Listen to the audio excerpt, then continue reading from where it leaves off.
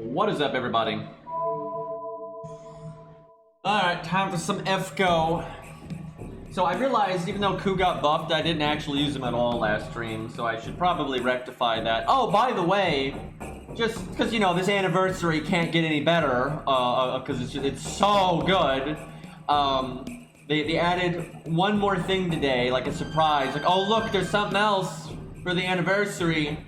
And it was a 0 AP stage that was just a really long cutscene you could not skip from the VR game of FGO, and MASH basically just standing there and being 3D and nobody cared. And yeah, that's a great way to finish up the anniversary, you know. Oh, and you get this amazing reward of a CE that has no stats on it, and when you complete a mission gives you plus 50 master experience. So it's real good.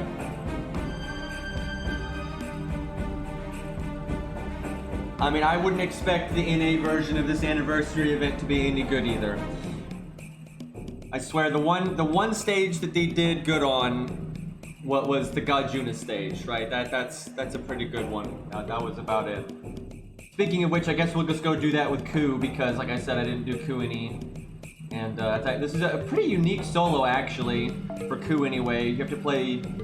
It kind of sucks though. This is probably, out of all, I'm not exaggerating, out of all the things I've ever soloed with, like with Ku, out of every boss I've ever soloed with Ku, this is probably the least useful time for his buff, right? Like, your buff is barely gonna fucking matter here. it doesn't even help really. It just it gives you some wiggle room in case you get really bad RNG. Like if your RNG is just like lol you suck, it can help bail you out. It still might not completely bail you out if your luck is really bad, but yeah, I'll explain why as we go here. This is an interesting stage though. I don't understand, why don't they just add basic effects to these CEs with the fancy art? Like, I don't think they need to have amazing effects that compete with, like, the better free-to-play CEs that you get from events, like from shops and stuff. But it'd be really nice if those CEs just had basic stuff. So, like, really basic. So, like, new players just kind of like, oh, hey, this will kind of, you know, get me into it, you know, keep me afloat. Like, you could make them, like, all the same, where they're all, like, 40% starting MP, and like 5% attack, right? With like 500 stats. That's pretty bleh in comparison, but it's good enough to kind of like, okay, you know, this will get me rolling. Hey, Finn with the race up for 14 months. Thanks, Finn. Hey, Rex. Like, if you're gonna, and Blue Note with the race up for 3 months. Thank you, guys. But if you're gonna have a generic effect, instead of making it something so shitty like, oh, 50 more Master XP or 50 more CE XP or whatever the fuck, I don't even know what is the other one, like, Master XP and, I don't know, dog shit, whatever. Instead of doing that over and over, just give it something basic, right? That's kinda useful.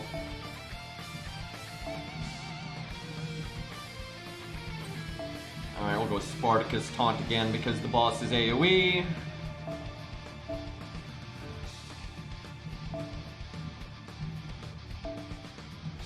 So, a big part of why Ku's buff really doesn't help here is because it's a two-part fight. You fight Limbo, caster Limbo, and then you fight Godjuna, and Godjuna has 2 health bars. And when you break his first health bar, no questions asked, he just immediately removes all of your buffs. And then he proceeds to attack. And Godjuna here is a berserker and has an ungodly high attack stat, so if you're not a foreigner, you're probably, even if you have full health, you're probably just gonna die. Now, you could get lucky and he might just do 90% of your life or something, but most units will just die there. Like, he'll just remove your buffs, attack, you're dead. And he's also immune to debuffs for the whole fight. So you can't stun him or charm him or anything like that, so you can't reapply any buffs, because before you get a turn, he's removed your buffs and has killed you. So you basically have to have, for most units anyway, you have to have a gut CE, because a gut CE won't be removed. I'm trying to think if I want the crit buff or the NP one. I guess the NP one for this fight. Anyway, so when he removes your buffs, if you can't take off the guts from the craft essence, he'll attack you, it'll proc your guts, it'll cancel the turn, then you're able to reapply your own effects and that kind of thing. But because you have guts on this whole time, you can't cast... Ku normally likes to cast guts, you know, way in advance. So when it procs, it's almost off cooldown. You can't do that here because you have the gut CE. Now, you could still... I'll get into this in more detail in a second. You could cast his gut skill against Limbo just for the attack buff and have the guts go no effect. And by the time the cooldown, like, by the time you need to cast it for real against Godjuna, it'd be back. But as I'm not, we'll see, but I'm pretty sure you don't want to do that with a level 100 Ku because you would actually kill Limbo too fast. And so this, again, this is why this solo is kind of interesting. This is a rather abnormal. I should have brought Leonidas and not George. I'm almost going to guarantee you he's going to attack twice because of that, and which is not good. But okay, so normally you want to be like, oh, I want to kill Limbo as fast as possible. You know, limit the amount of damage he does, any amount of debuffs he could cast. You don't want to lose a bunch of health before the next boss. But in this fight, your health does not matter against Godjuna because, like I said, he can just 100 to 0 you. Like it doesn't matter if you've got, you know, Ku's 15,000 health here or Ku has 5 health. Godjuna, when you're out of, you don't have protection arrows, you don't have guts, if he removes your buffs or whatever, he's just going to kill you. So what's the difference if you have low health or high health? So you might as well use your health for something. You might as well use your health for something. So you basically just stall Limbo and make sure you can set up a really optimal turn. What I do is I wait to kill Limbo until I can recast protection from arrows. And so I cast protection from arrows, but then Limbo dies, so Limbo doesn't get to attack and take off protection from arrows. and then I go to the next screen. Like you switch screens, and so you lose the cooldown goes down by 1, but you have the max thing. And you can also make sure you made stars, you can make sure you've got your NP ready. So Limbo is basically there, you're using him as a punching bag to kind of just prep. And so as long as you can let Limbo do as much damage to you as you want. It doesn't matter. His attacking you does nothing, it is irrelevant. So as long as he doesn't kill you and proc guts, you're fine. So that's why normally, like, yeah, sure, even if I can't cast my guts, I might as well cast my guts to get my attack up from because it's the coup buff. He has attack up now. Oh, good, he killed George. But yeah, if you were like a level 80 coup, maybe even a 90 coup, you might, like this turn, you might want to cast guts, get your attack up, because you don't want to kill Limbo too slow either. If you take like 3 years to kill Limbo, that's going to be a problem. So if you were a lower level coup, you might want to use your attack up here, but I'm pretty sure if you use the attack up on a level 100 coup, more times than not, you'll just kill Limbo too fast and protection from arrows won't be ready and you won't have your NP a second time. So yeah, kind of weird. So I was just saying, this is basically the worst stage on the planet to show off Ku's buff because I'm not sure it's good that I just triple crit. Just talking about wanting to not do a lot of damage here. So yeah, another thing to worry about is Limbo does that NP down, and there's no point in removing it right now. And the reason is, yeah, I'm going to NP and do quick, and that'll give me NP gain, but Limbo is going to do his NP and NP drain my NP, right? So whatever NP I get here is probably not going to matter, and so I don't want to remove the NP down and then have it, be irrelevant, and then just get NP down again, and then I can't remove it. And then later in the fight, I don't want it, because later in the fight I do want to get my NP back quick. So it's, even though your NP regain in this part is really important, you do not want to remove that debuff, because you'll just get it again and you won't be able to remove it and you're fucked.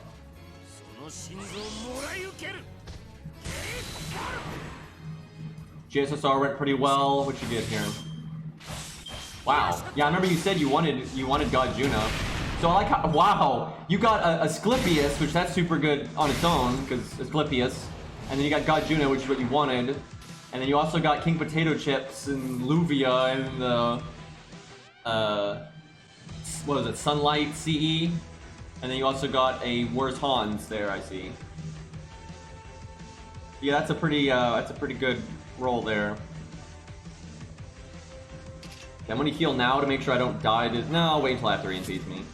Basically, your health doesn't matter, but you want to make sure you don't die to Limbo. So I'm gonna heal after his NP.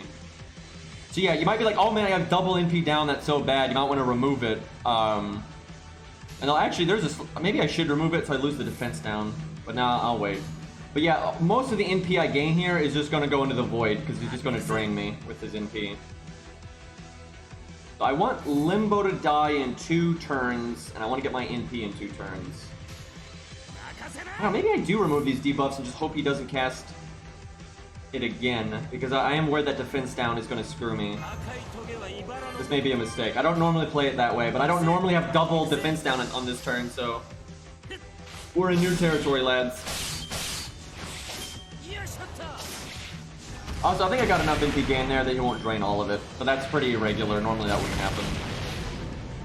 Because normally you don't NP until that turn, at least roughly. Okay. So I want to have Limbo dead next turn, but I also want to have my NP. I might have to wait 2 turns then. I don't like waiting 2 turns though, that gives him more time to cast NP down.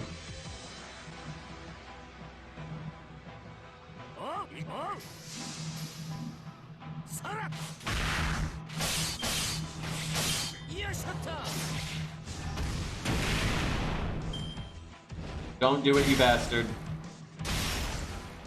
Okay. He doesn't seem to cast it too much normally, but alright, so Limbo needs to die this turn. But I need to also get my NP. It's 26k. He has no defense down.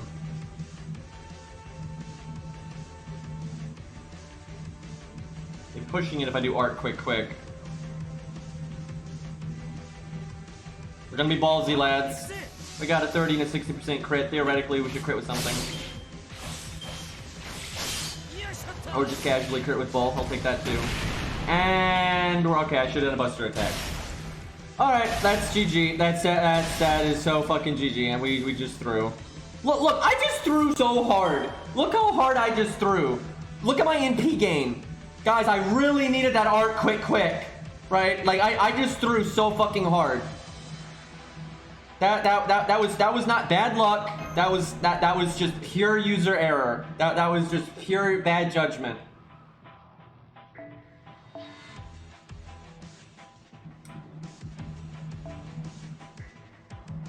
Nothing like a good old-fashioned misplay. I really was like, I want to make sure I get my NP. And what I was really thinking, I didn't say this, but I was also really thinking like, oh man, I want to make more stars because I've got that set star gen CE on the art card. I'm like, oh man, maybe I'll get some crits next turn. That was not worth it.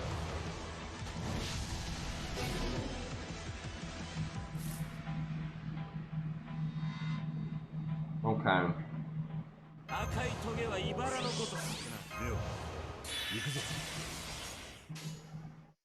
Luvia was NP6, so got burned.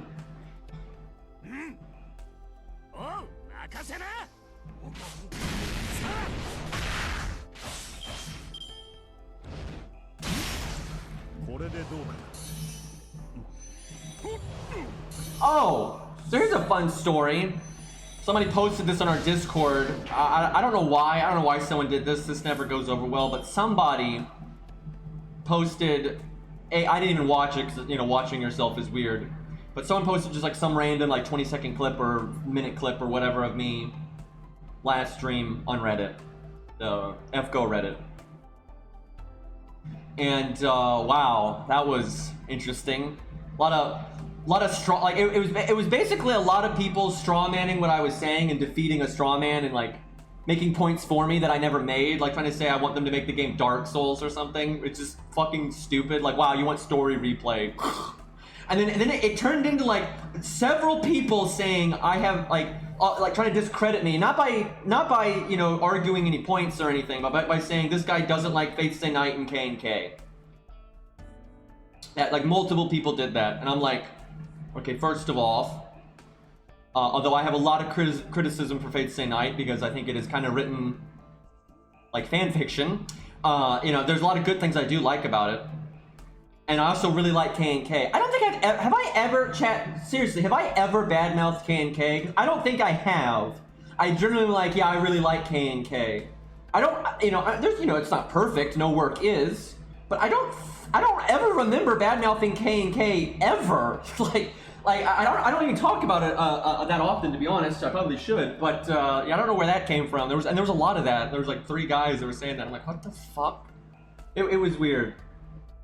Anyway, but just for clarity, because, you know, addressing people's actual points is really difficult.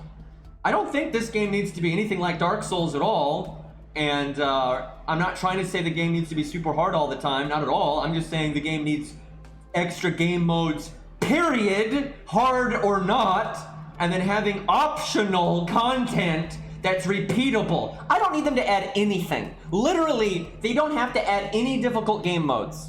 At all. They just need to make, when they make difficult things, they need to be repeatable, right? I don't think, and just for fun, right? Just like you can repeat a challenge quest for fun, instead of it being for a week, make it permanent, right? Or just let us replay the story anytime, right? Literally just let us replay the story anytime, and we're good, right? That is not asking for the game to be Dark Souls. That's not pushing for the game to be more difficult. You know, not in the slightest. Right, like if you try to make, like, we don't need door farming to be like, you know, 80 Gwains, right? We don't need that. Now I will say, if you wanted to give people the option where like, yeah, you can do normal door farming, or you can do like a boss rush mode, which will, you know, roughly give you the same QP if you happen to beat it while you're at it. Like that's fine. It's fine to compensate people for their time, but it doesn't need to be better. Like seriously, let's say you add a boss rush mode or like a weekly challenge quest from the past, and if you beat it, you get like a million, you know, QP, you know, fine, who cares, right? But maybe only once. If you beat it once, you get a million QP, then anytime you beat it after that, you don't. That way people don't just sit there doing it, because it's only 5 AP normally, right? You don't want people getting a million QP for 5 AP, right? I get that. But, like, who gives a shit? If you're like, oh man, I don't want to do that challenge quest again, you're just missing out on a million QP that you could have gotten anyway from doing door farming. Like, that's Who gives a shit? That's not a big deal at all. Okay, let's see here. So I need to get my MP as fast as possible. I should have swapped those quick cards around. But yeah, I've never seen so many people so against making a game better. Options are good.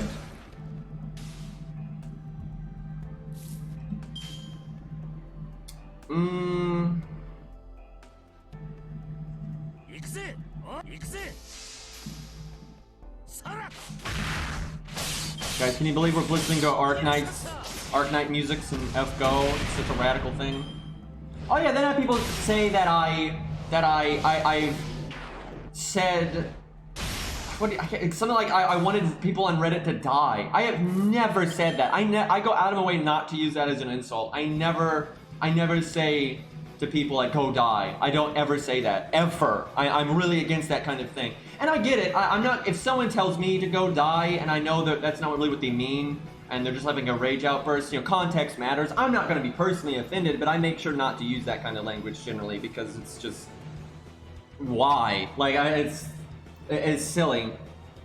So, and like to be clear, I do not like Reddit as a website, and I don't mean FGO. I don't mean FGO's Reddit. I mean Reddit. I don't like Reddit as a website. I think it's a bad format that most of the time, the longer it goes on, will just result in a circle jerk community. It's basically designed for that. That doesn't mean I hate everyone that uses Reddit. Like we're not throwing out the baby with the bathwater here. Loads of people use Reddit that are fine, right? And like for the FGO Reddit specifically, the majority of the users are there for fan art. Oh no! Let's hate on a bunch of people wanting to see fan art. Like what? Like that's not what I'm talking about at all. Like that doesn't change the fact that the Reddit format is bad, and I think easily promotes groupthink, and it forces people out that aren't part of that groupthink. So the more time goes on, the more people will leave, and the people that remain are going to be the majority opinion. That's not a controversial statement, right? That's pretty much how like things like 4chan and Reddit work. They're pretty famous for that when you like follow them. And you know, Reddit still have uses. You know, they're good for news, you know, finding things like that. It's not like Reddit has no positives. But as a whole, I think Reddit is not a very healthy website, as I think a lot of social media is not. But that does not mean I hate everyone that uses it, because I'm not a 5-year-old. I don't. There's no guilt by association here. Wow, you upvoted Nero fan art. How dare you? Right? Like this is get real here. All right, so we're about to get NP'd in the face. Again, we have double art down. I guess I'm just going to heal this time. So this is a good example of what I was talking about. There's no point in removing that. The defense down is bad, but there's no point in removing the NP gain down because I'm going to do NP like quick and get a little bit of NP back, and he'll just drain it. Like even if I lost that NP down, whatever NP I got would just get drained by his NP. So there's no point. We can at least wait a turn.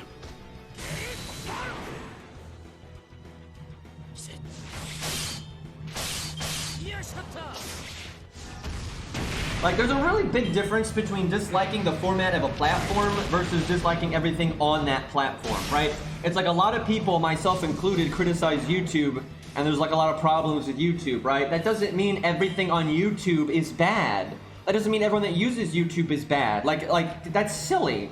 I like how we have triple NP down. Okay, now we're gonna remove it because this is where it matters. Now we need to get our NP back quickly, and then we need him to die next turn. This is actually not looking so hot. I think we might kill him a little bit too fast.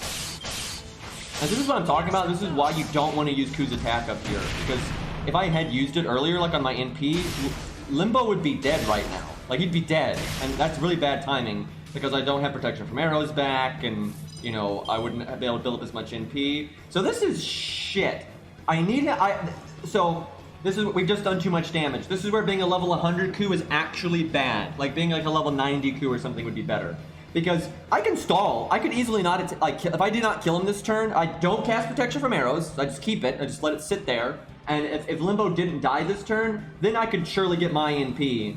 And then cast protection from arrows next turn, right? But there's no way I'm going to keep Limbo alive here, I don't think. I think he's, like, destined to die here. So I think I'm actually going to be short on NP.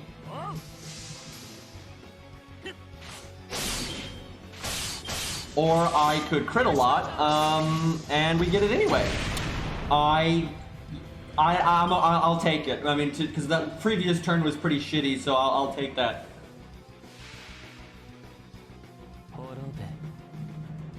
Okay, so now at this point, this is where you do. This is the one thing that this is why I say the buff has made this fight. It's not really easier. It's just you have more wiggle room for bad luck. Because normally you would save the attack up from the Mystic Code for the next health bar to like finish it off in time, because you're kind of running on empty. But instead, now that we have the attack buff on our gut skill, we'll just use that to get to the next health bar, and so we can use the attack buff on this turn or on this health bar, which means you don't have to crit as much. You're not as reliant on crits here. If you happen to, now you might still need like a crit, but you're probably going to get one. If you just happen to have bad crit luck, using the attack buff earlier now kind of makes up for that. So you can stay on time, if you will. I almost want to take that 80% crit, but I guess we'll do the quick.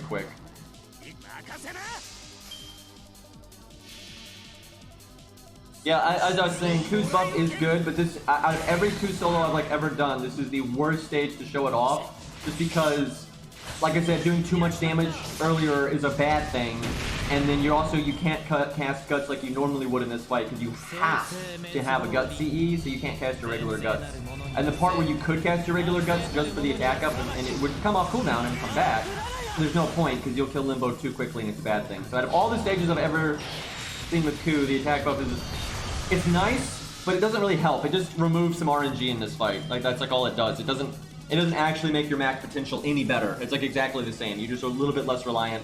You're more capable of winning even if the RNG is shit. Alright, so we want to use evade here because we don't want guts to proc.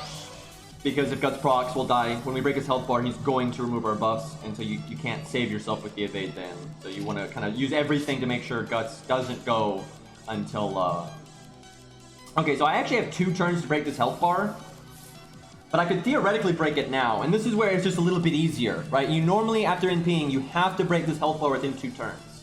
And the way you had to do this fight before Ku got buffed was you had to do it without using this attack buff, and so over these next 2 turns, you have to crit a good amount. But now we're pretty safe, and it's not that big of a deal. I almost wonder if it's a bad thing if I break the health bar now. I actually think it is. So I think we intentionally don't.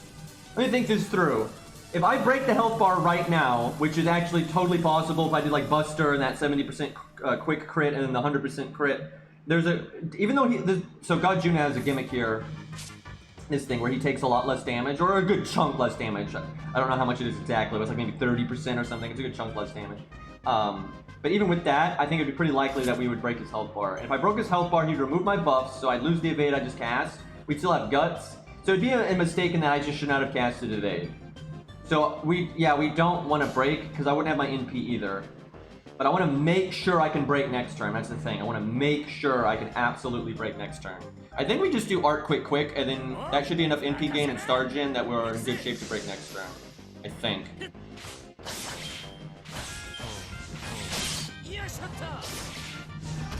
See, yeah, now I don't really need to worry. Actually, I should have done a bit more damage than that. It won't matter, I don't think. But yeah, Godjuna always attacks a bunch, and his hit count is really high. There wasn't much point in focusing on NP gain that much. Okay, no point in casting you don't want to cast anything here. He's going to remove your buffs. This crit spread is a bit wonky, but we should be fine. So yeah, if I cast anything here, he would just remove it and it'd be ripped.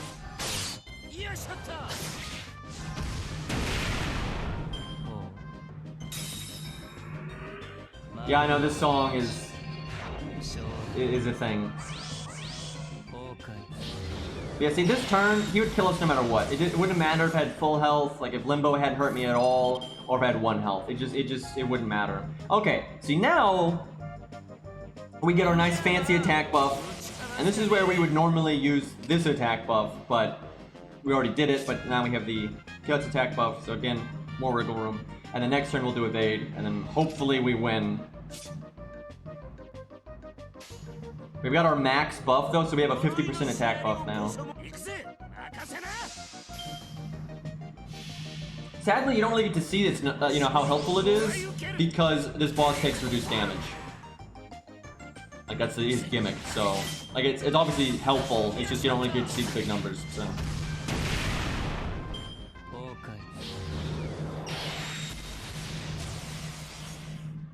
No point in using our third skill, because we actually don't want more health, because that would lower our damage a bit. So I need him to die next turn.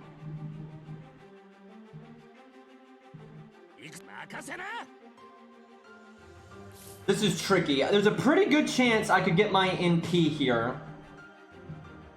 Like I have an 80% crit on Art and a 70 on Quick, and his hit count is super high, and I have Evade, not Guts. If I did Art, Quick, so this is what I get for, I haven't really done this fight. I did it like once to beat it, and I did obviously years ago for the actual story. I'm not quite sure. So if I do Art, Quick, and I don't get my NP, I've screwed myself. Like I got my giant ass attack buff. If I do like Buster, Art, Buster twice in a row, I think it's very likely that we just kill him that way, as long as we get like 2 crits or something. Where if the NP gain route works, I don't even need to crit, and I'll just win, right? So Godjuna will attack me probably 3 times. He has a pretty high hit count. I mean, I could probably get my NP next turn. Chat wants to see red, press red. Okay, we'll do it that way. It's not like it matters if we make a bad call and lose, because we've already beaten this. So we'll see if our attack buff is enough to muscle it. No, I don't think that was. I think we should have gone for the. NP. But yeah. Look how close we are. We abso-fucking-lutely would have gotten our NP there, and then we would NP this turn, and then he would be Omega dead. I think that was wrong. Yeah, and we didn't do a combo that generated stars. That's another thing. Doing Art Quick would have generated a lot of stars there. So I think that was the wrong call. We basically have to get a crit here, I think. It'll be close. No, I don't think so. No. That is that's sad. That is sad. So yeah, NP gain definitely the better route. I mean, look how high his hit count is. I've noticed Godjuna, aside from that one turn where you switch like the health bar, he pretty much always triple attacks. So you're really likely to get the NP. So yeah, that was definitely wrong. It was close. It was very close. Yeah, I like the other route more for a few reasons, and it's not just because the NP gain, it's because you make so many stars. Because the art card makes 2 stars because of the command code, and then you do quick and everything. You make enough stars that you're probably going to crit and get your NP. That's just better. Well, we learned something.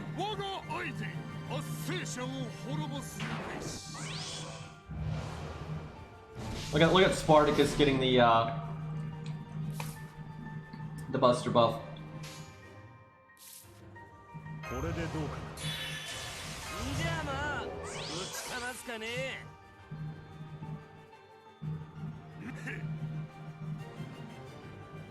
Pretty bad opening hand.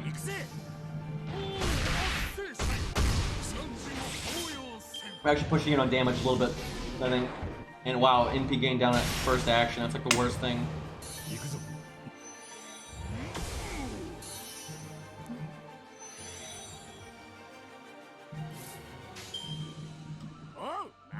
Oh boy, this is not looking good.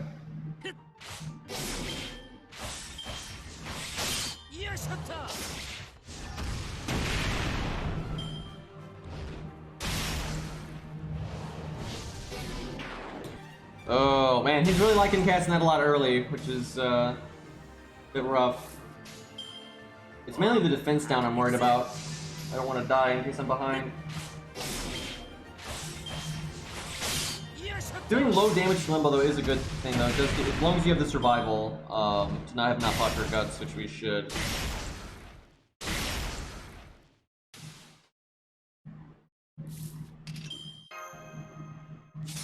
Yeah, there's still a few things I could like optimize in this. I feel like there's probably better ways to not do as much damage.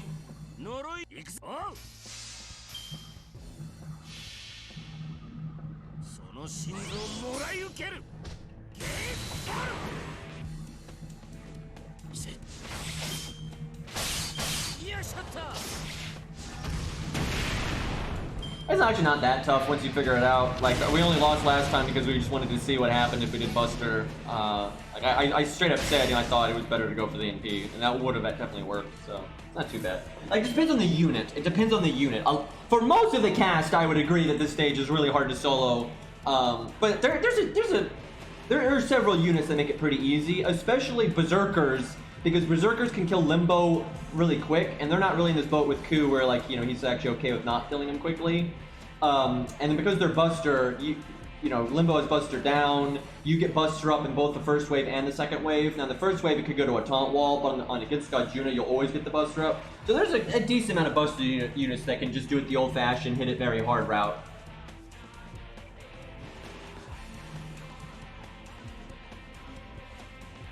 I mean, I'd rather they just give Ku the Hawaiian shirt. I mean, Jesus.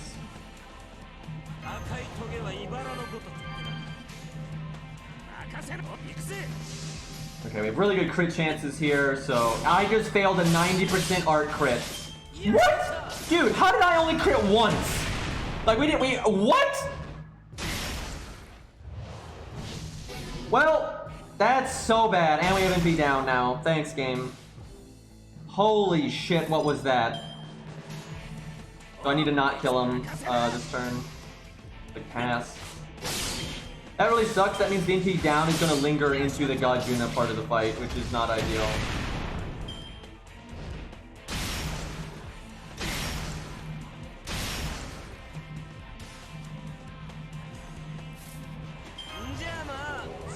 Nothing like a 90% crit fail. And the 90% not critting was bad, but then the other quick card not critting was really bad.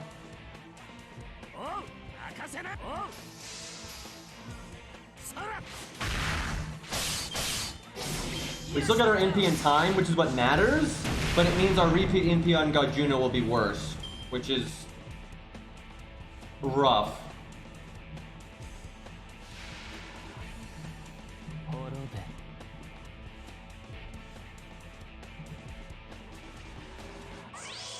What's funny is the game tries to apply Buster Resist down to Godjuna just like it did to Limbo. It just doesn't work because he's immune to debuffs. I think that's some funny flavor there.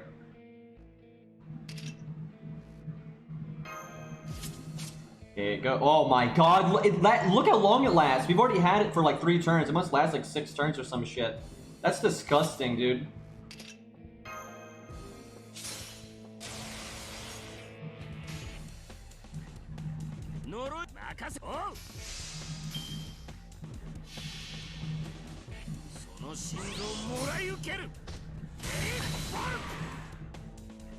Yeah, Limbo's making things rough. Okay, again, I think we can break his health bar right now.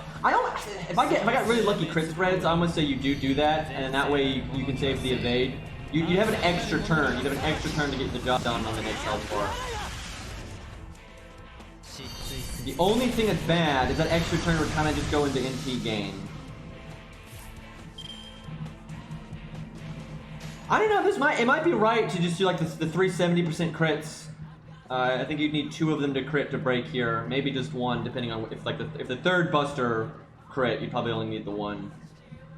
But we'll play. I don't know. If I mess around with this stage more in the future, I might experiment with that and just see if it's better to not cast the evade, break the health bar, then use guts now, then evade, then guts, then protection errors. Like, you get 1 more turn that way. I might experiment with that later.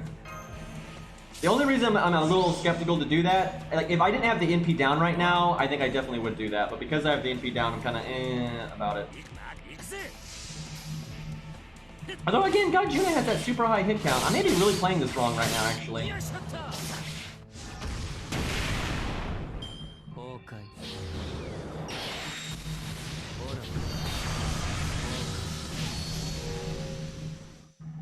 I definitely think if I did not have the NP gain down, I should have, because the NP has a high hit count.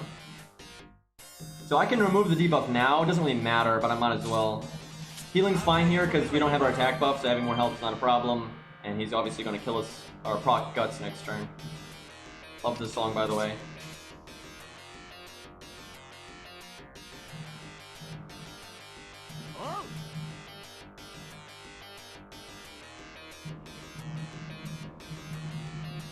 I'm not worried about damage. I'm trying to find the right...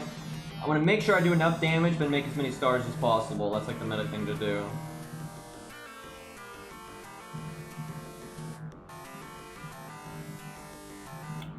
Now, let's be safe.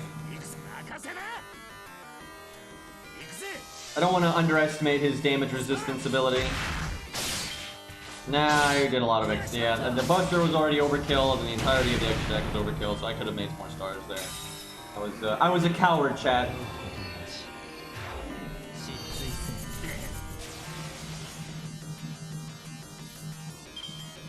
Okay.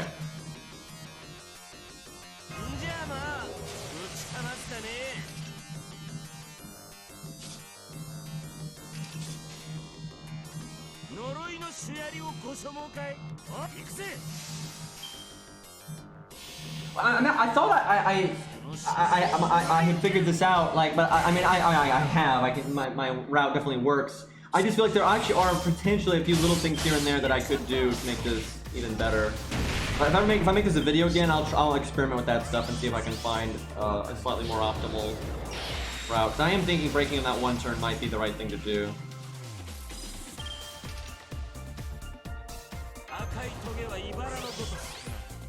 Now, this is a little different than last time because the crits are different and his health is different, but I still think the right thing to do is just get your fucking NP. I don't see the reason to just not, right? Like, nice crits here. I'm a little concerned. I like how we've missed a 70% art crit and a 90% art crit. I'm a little worried here.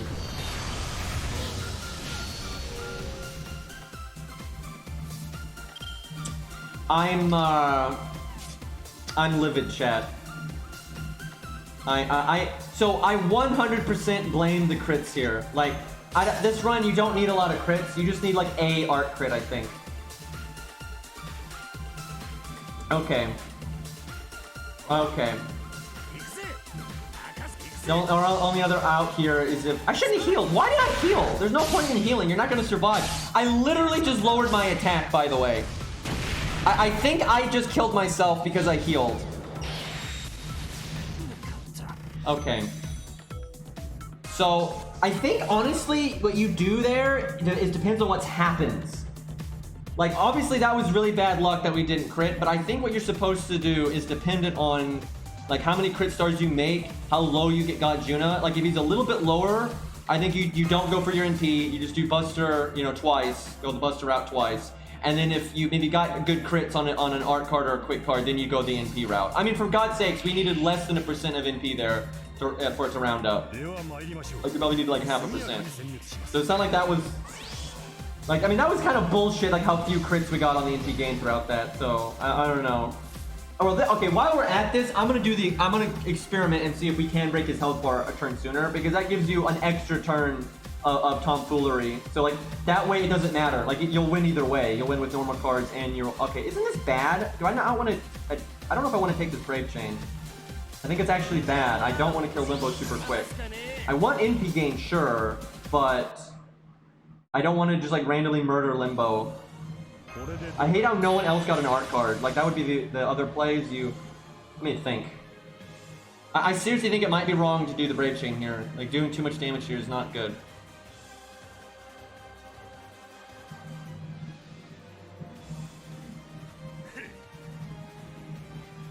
Well, I'm throwing a lot of NP gain away if I don't do it.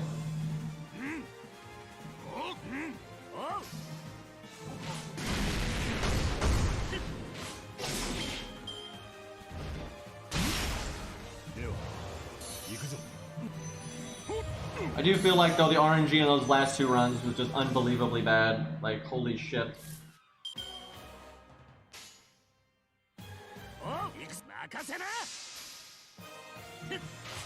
Like, we missed a 90% crit and a 70% crit, and those were the only crits that really mattered. Like, the other stuff was pretty irrelevant.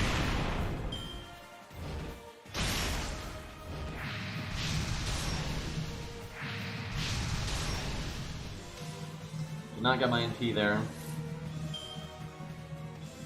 Doesn't matter too much.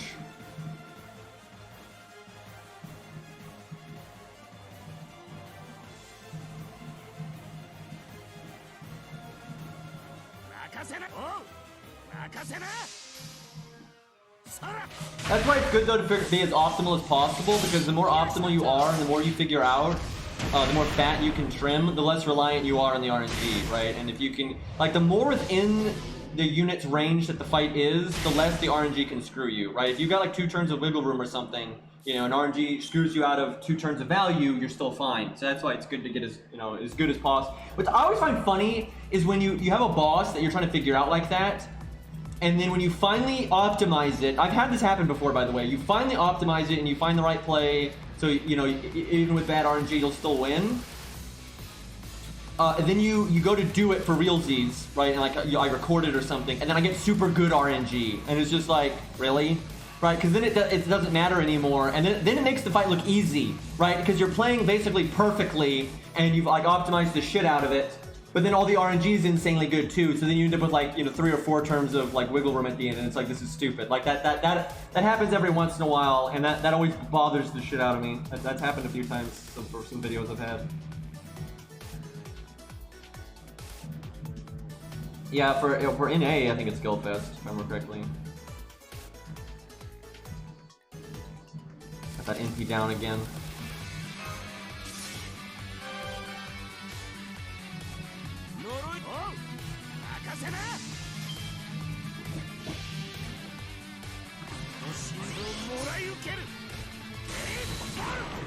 We just low rolled. No, well, maybe a little bit, but it wasn't that bad. I think Limbo's alignment actually might be against Ku. I'm not sure.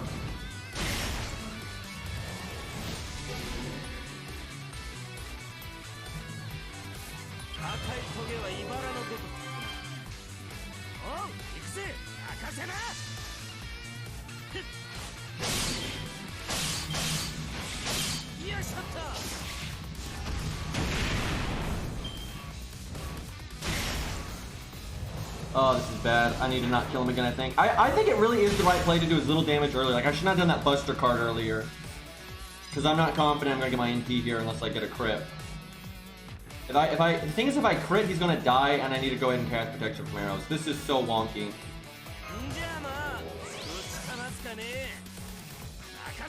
I think I actually reset, and I need to just make sure I do less damage. And because you do less damage in case things go badly. Like, that's basically why you do it. No, I should have just not cast Protection from Arrows then. I was just afraid that I'd crit and kill him, and then I would need it. So that was a mistake. Okay, I've learned something. So yeah, basically just do as little damage as possible because you have the health. Even if you get to that point and you don't need the extra turn, if you have enough health that you can afford it, you might as well. If you just wait around for a turn, that's not a big deal. So yeah, basically just do as little damage as humanly fucking possible at the start.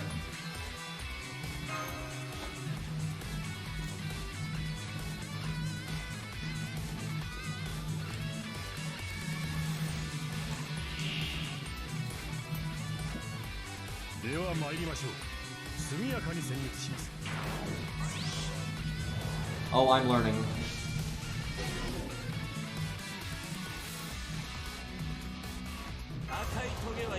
Yeah, they basically is your health bar when you're fighting Limbo.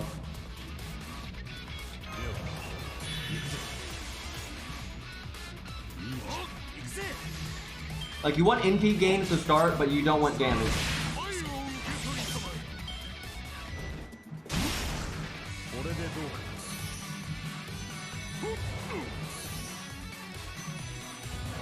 Oh my god.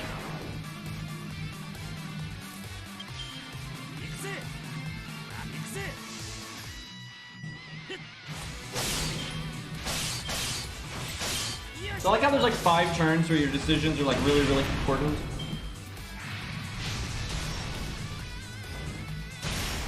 Gonna science the shit out of this. So I don't want to do good damage here, but that's the problem, is the combo that does the least damage gives you crits.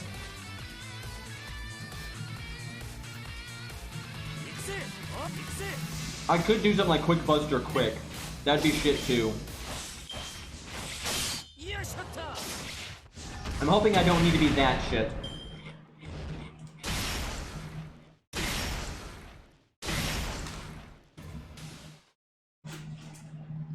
Can you imagine if it turns out to be meta for me to do a combo like that on that turn?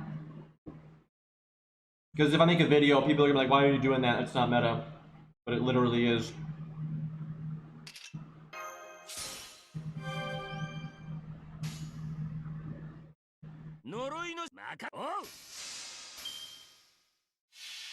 Which really is one of the only fights where you do not...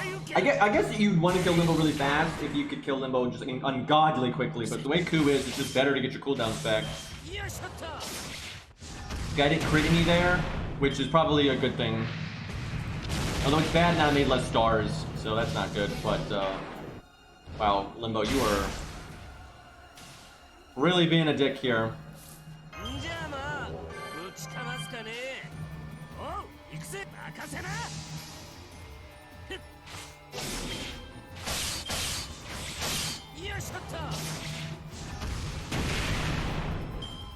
Okay, see now, this is good though. I've got that wiggle room where if I'm like, I'm not sure, like it's okay. The only thing that's bad about that wiggle room, this one extra turn I'm doing here, it just gives him a chance to debuff me. That's the one bad thing, is if he decides to like double debuff me here, that would be super fucking bad for me. Yeah, making sure you can't kill him on that turn I think is generally good. Fuck. God damn it. I like how I always guard the defense down, which is irrelevant. Like, it's completely irrelevant, because again, Godjuna is gonna one-shot me anyway. I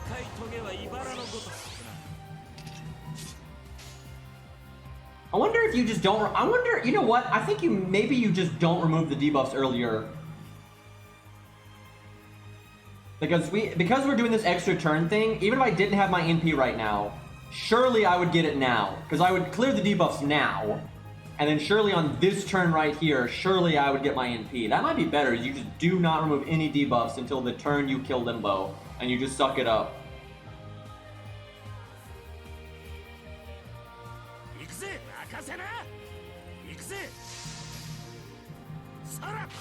I'm optimizing so much just in case of like god-awful RNG, but it is worth. I like trying to find like the highest win rate possible even when everything fucking goes wrong. No, I mean, a lot of times you'd have 2 or 3. I would say on average you'd have 2 or 3. And sometimes he like barely fucking casts it, it's the thing, so it's kind of random. I wonder what that skill is called.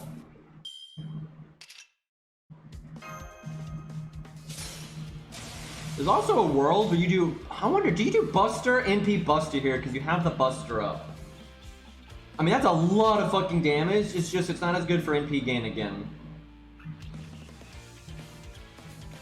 I don't know. I don't know. Again, there's so many things I need to experiment with.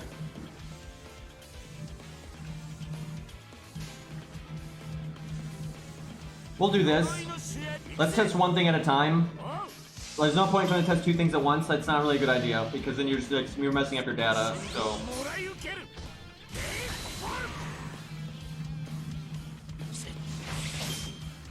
Sounds about right, Rex. The whole thing we were wanting to test was trying to break on this turn, but I think we low rolled. We normally have him down to like 75k, but now he's at like 89k or whatever. That's a lot more. You know what, Ari? With the way the fight it was before Ku got buffed, I would say Anniversary Blonde is wrong, but with the way it is now, that actually might be better. Especially because you have the Buster up. Yeah, 87k, I mean, we'll try just to see what happens, but... I don't know about this.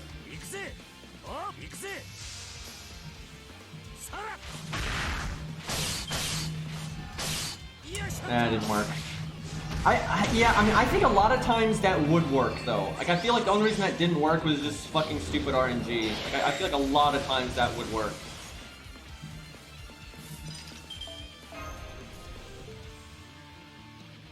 Basically, it comes down to, there's like 4 or 5 turns where your decisions really matter, and I gotta figure out, and there's probably gonna be a gamble in here somewhere, you gotta figure out which gamble is the most statistically likely to be in your favor. I'll try Anniversary Bond later, just because it's so... You know what? I think the crit Guts thing is probably better. I feel like we're having enough crit turns in the long run, that's probably better than the NP damage. Especially because the CE is also higher level. I've literally talked about the Guts thing like 9 times. Like, that's like all I've talked about.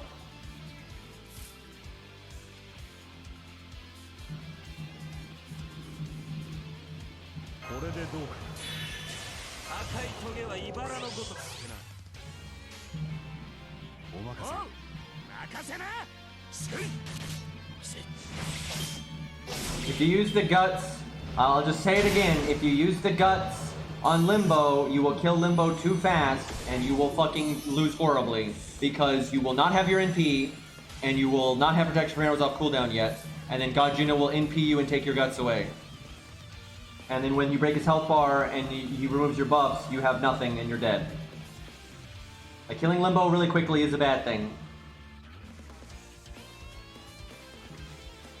The one thing you could do, I think at this point you're just trading, it doesn't make any difference, I don't think, is you could cast, you know, the attack up just for the attack up, and you just never cast protection from arrows. Like, you literally never cast it, right? And then you just try to kill Limbo really quick.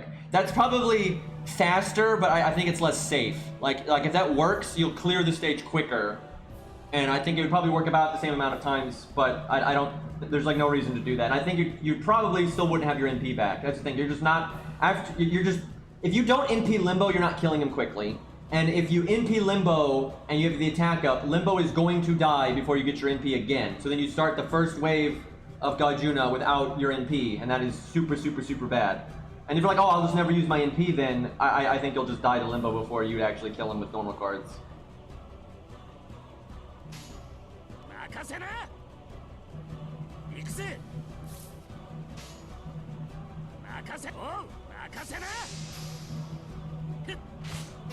Because enough turns go by that your gut skill will come back, and so you can just guess for the attack. Like, that's literally the first thing I said in this stream. It's like, a fucking course, I've tested that.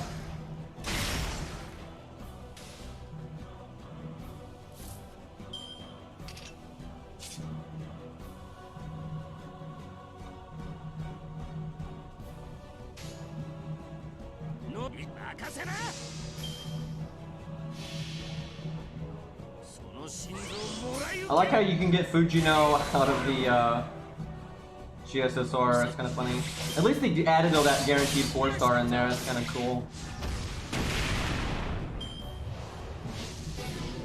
Because like Limbo would be a good bit more fucked up right now, and then you still have the attack buff for the next 2 turns, and so he's overwhelmingly likely to die. Alright, let's see if we do not remove any of the debuffs until the last turn.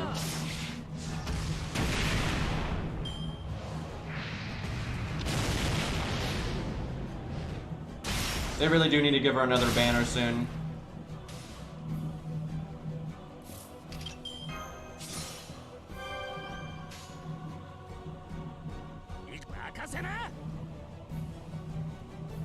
I'm so far behind. No, this is fine, I think.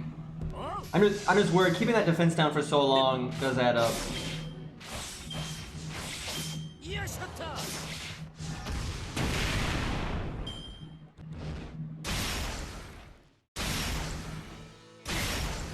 I think I have to cast it this turn. Like, I could die if I don't. That sucks, because I just watch, he's gonna fucking, even though he triple attack there, just watch, he's gonna fucking cast it now.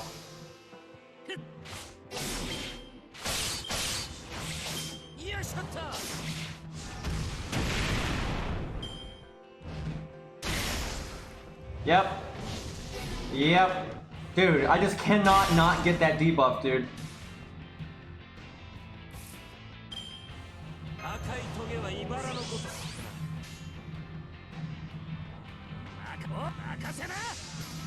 I like how if you reversed his turn, so the other turn he had done what he just did, and then that turn he did the triple attack, we would have been fine.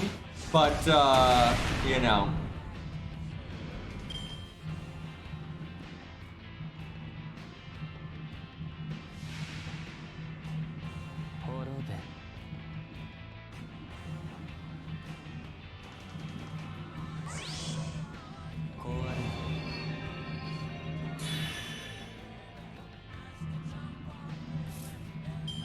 I like how you can actually get to the final turn of this solo every single time, and pretty much no matter what happens.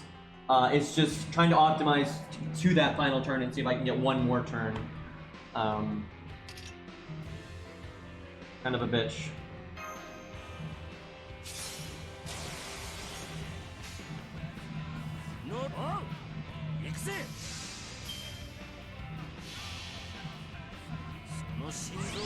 Barrel's probably more hated, I would say.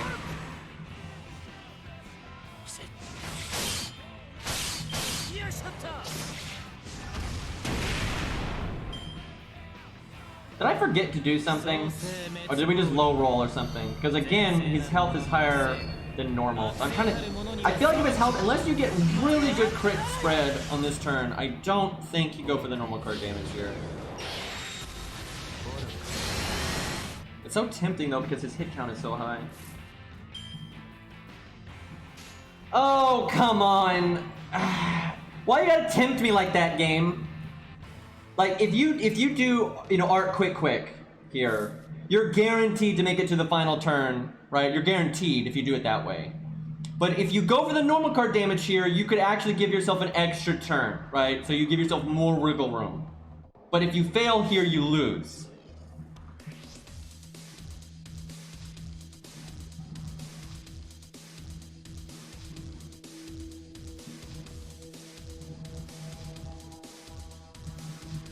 I feel like if we had just like high rolled on our NP, then you do it. If you see him around like 70k life or so, I think you do it.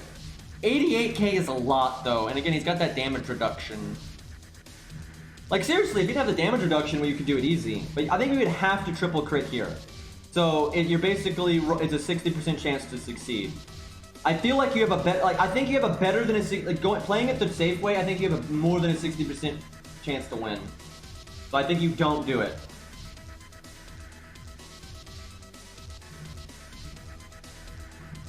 Is that right though? Oh my god, I don't know. It's something I need to experiment on because it's hard to say. Because it's basically you're picking between gambling on this turn versus gambling on the final turn. I really do feel like the final turn, it's way more likely than 60% for you to win there. It's just if you did break the health bar here, you basically cannot lose no matter what happens. Like from that point on, it does not matter what happens.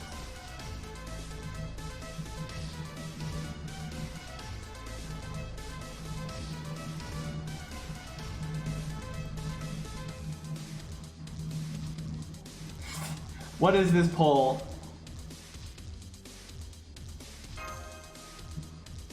We're taking the coward's way.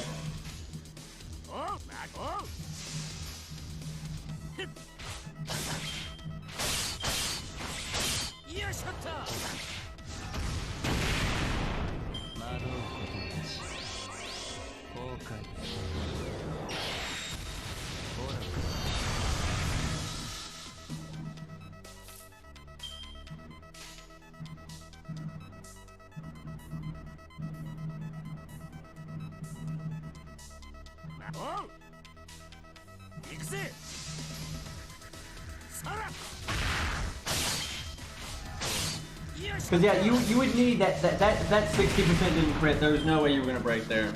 Like for real, I do think it's the right thing to do to go the normal card route if you high roll on the NP or something, right? And you just got his health lower. Then I really do think it's right. But if he's sitting there like at 88, he was almost 90k there. I just don't think it's right.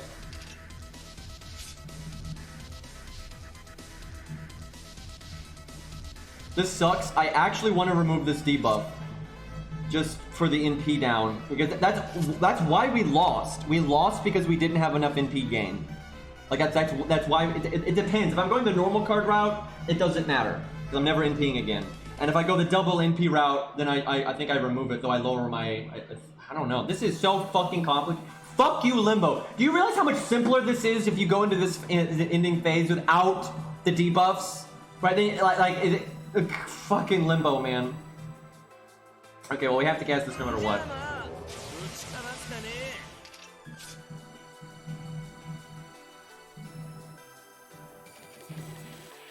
I don't think they're ever going to allow you to remove unremovable buffs. There's just too many bosses that don't even work if that happens, like fundamental gimmicks and stuff. That just, I don't think that's ever going to happen. This fits Limbo, it's true.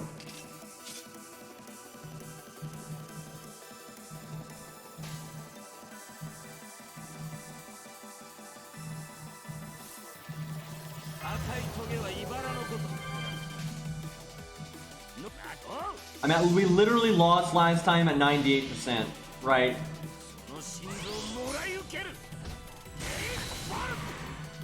I guess another thing to do would be try to buck up that one health bar of Godjuna, the first health bar, and then do the final turn as a Guardian turn, so then you can crit on that turn.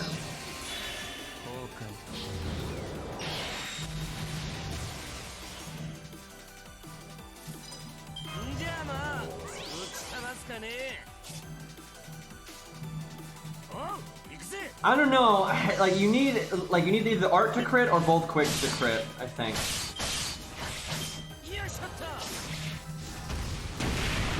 I think we win on this one, but like it's just so hard. I really feel like I can find a better route than this. Oh my god! How? I do not fucking understand. How has that happened twice? Maybe you do go for normal cards then. Like, what the fuck?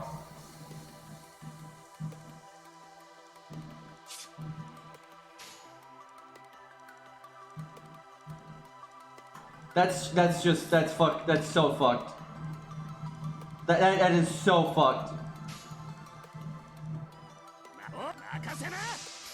I want to remove that turn so bad because this would be like basically 100% win rate if I can find a way to fix that. Like I'm pretty sure you can get this to like 100% win rate if you can fix that.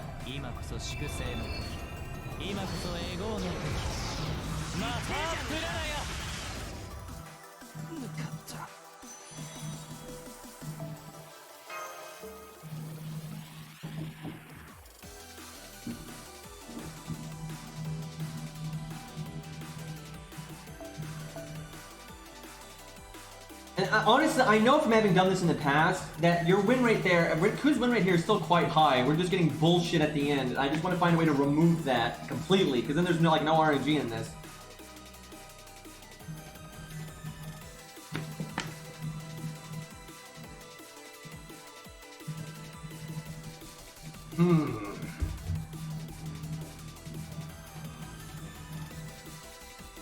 Trying to think, what would you do? Anniversary Blonde. The thing I don't like about Anniversary Blonde, and this is a huge negative, is you can't take advantage of Godjuna's hit count because Guts, the default you get evade, right? And so Godjuna will attack you 3 times and you get a bunch of NP. If you cast Guts from Anniversary Blonde, you barely get any NP. And you also don't have the heal for the Limbo part. Like, yeah, you're getting stars, which is really good, and you can definitely like get ahead of turn. I'll try it for funsies, but I think it's wrong just because I can think of 2 major drawbacks, and that's the lack of the heal, that's a big con, and then the no evade, that's a big con. So basically, you're adding RNG to Limbo, and then you're losing a turn of value, I'd say, because of the NP gain issue. But you're probably gaining it. So you need to gain 2 or 3 turns from the crit stars and the Buster Up, which you might be able to gain 2 or 3 turns from them.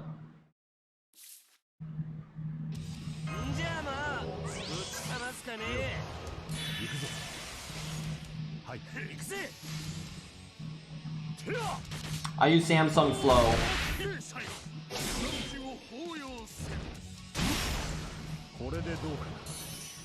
Yeah, I could change. But when I did this for real, I actually had the anti-divinity command code on. That's actually probably a big part of what's screwing me. I don't even know why I didn't think of that, because we're like we're barely not breaking that first health bar, right? And then like we're barely not killing when we go the damage at the end. So yeah, changing command codes would probably be the right thing to do. But we're already here, so we'll stick with this for now.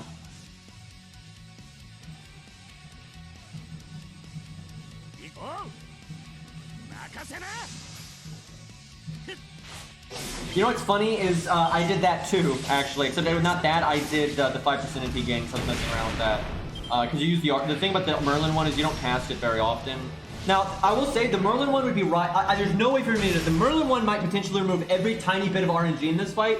It just depends on the way the cooldown syncs up, right? Because if you've noticed, once we figured this out, we're pretty much doing the same normal cards in the same turns, right? Like when we're kind of just following the route that we picked.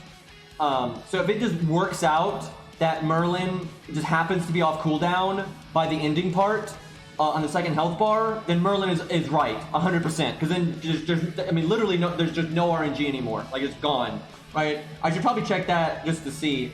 I kind of forgot that we can just respec as much as we want.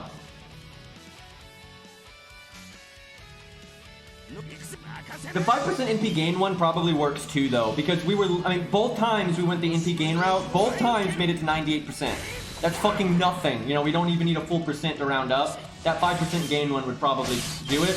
However, the Merlin one would probably make it even safer if the cooldown just lines up the way you want it to. So I might check that. That'd be kind of cool.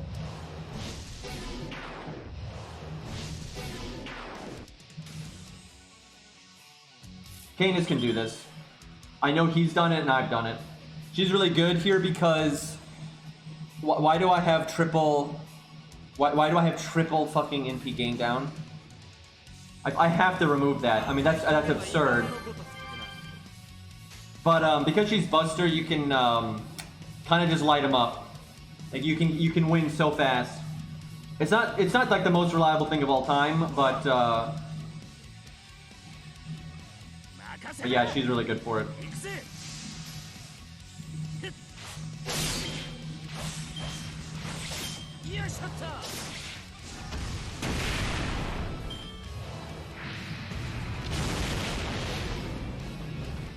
And not having the heal here gives us a little bit less wiggle room for like getting our NP back in time. Yeah, I'm just gonna change the command codes. I think that because there's only that tiny issue, right? So I think that will completely remove it.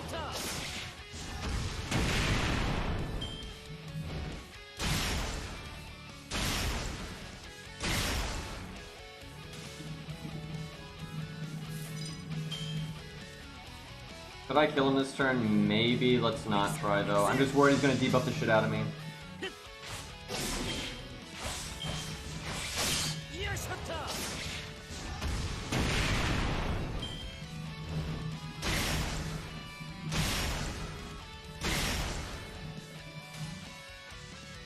Wow, we didn't get debuffed. Feels good, man.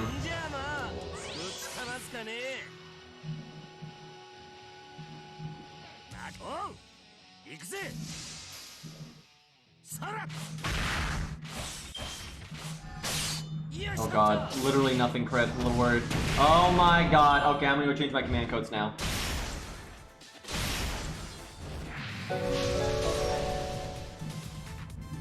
I like how he died to the dot, which is like even worse because that means you don't get a turn to like get free attacks in. That's actually one of the worst things that can happen in this game. I like how also because of that I have to take longer. That sucks.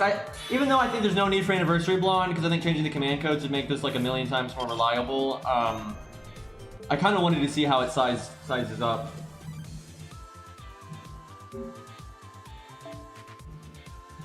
I feel like though it's hard to deny that I think even if Anniversary Blonde works, that I think default's better because of the heal. Because Limbo, if you're having to wait that extra turn, the heal's a nice safety net, right? And like between that and the NP gain and everything.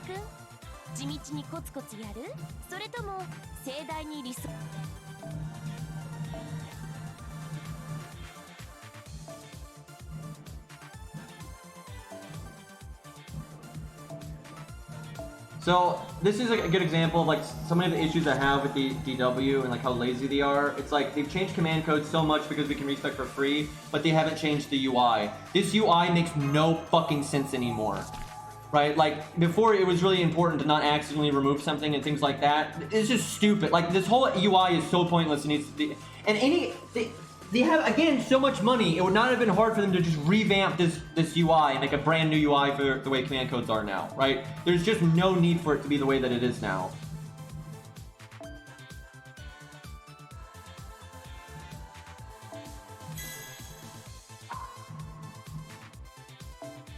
Actually, I should have done this the other way around if Limbo is a servant, because they're both 20%. If Limbo is a servant, you want the one with the higher thing on it.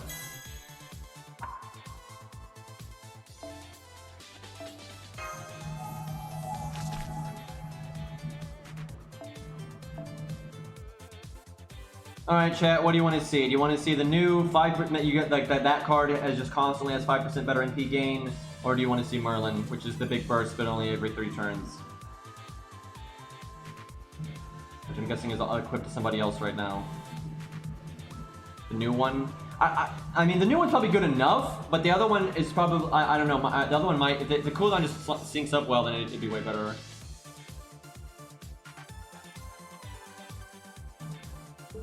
Yeah, I got all the command codes too from NA. Who did I give it to? Oh yeah, Canis. That makes a lot of sense on her.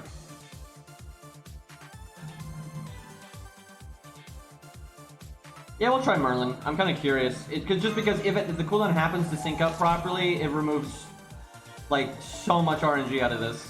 But if it doesn't though, then it won't actually be helpful at all. Or the other one is just universally helpful, so it's kind of an interesting thing. Because it's not like we need a lot of NP gain, we literally needed 0.5%.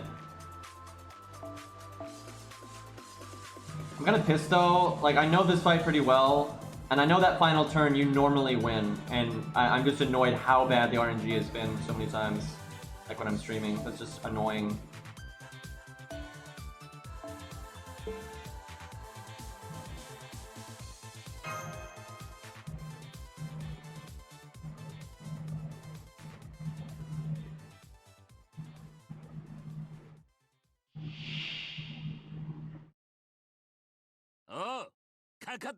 I like how it's called motivation, so it sounds like you need motivation to play, but it's literally a point called motivation.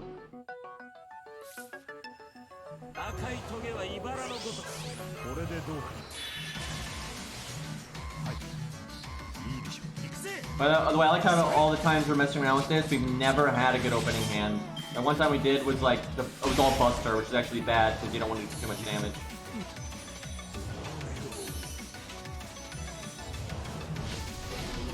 Of course.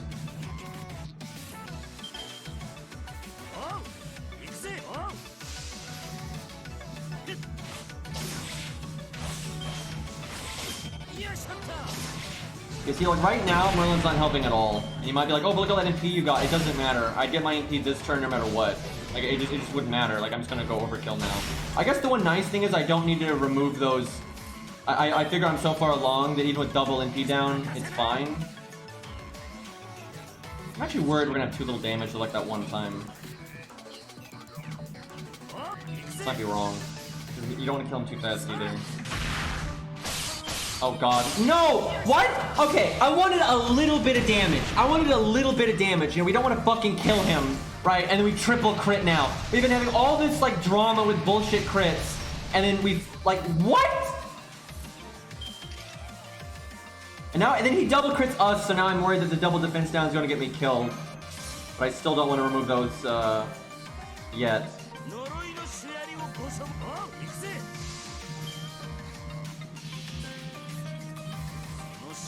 Hopefully this does not result in us killing him a turn too soon. If we get enough NP gain though, we don't really need that extra turn. Like if the Merlin thing helps us on the repeat part here.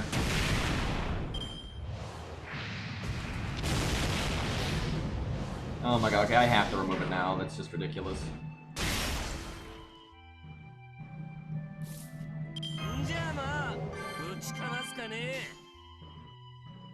I think it's okay because the Merlin thing I think will make it so we're like pretty safe here, I think. Not really. That's because we didn't crit much though. Oh my god, this is awful.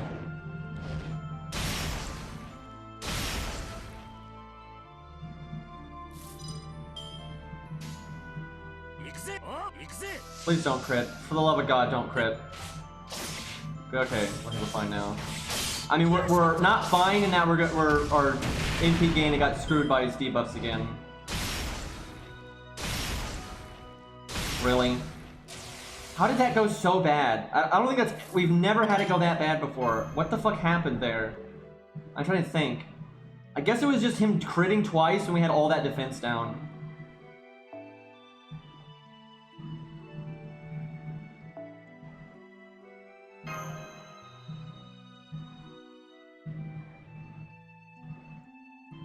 There's so much trial and error that I need to do. This is annoying.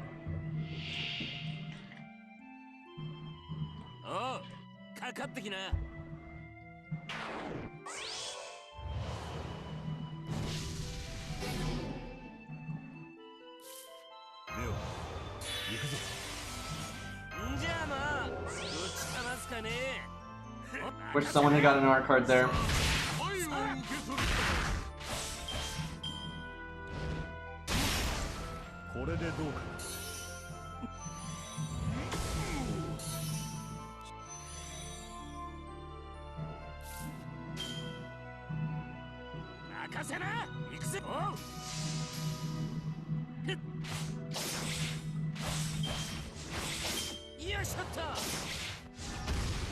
So I want to point out,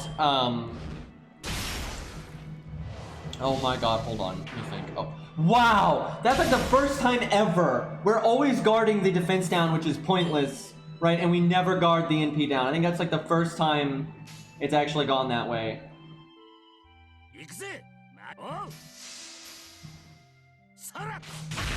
See you, Aaron.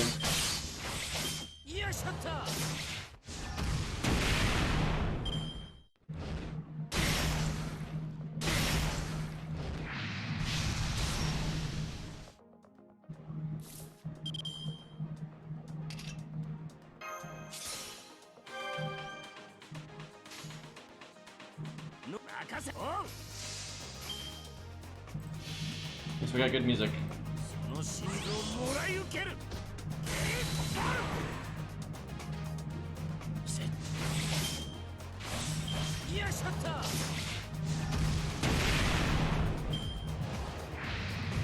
Yeah, the dream is to definitely not use your third skill. Like, but he does that! Like, and then it's like you're not gonna get any NP gain now. Like, that's so fucked, dude. Like, you literally NP drained and then double NP down. I mean, one of these times I need to test it and just see. This song doesn't have a name. I'm not kidding. It does. The song does not have a name because it's on a soundtrack that was never released.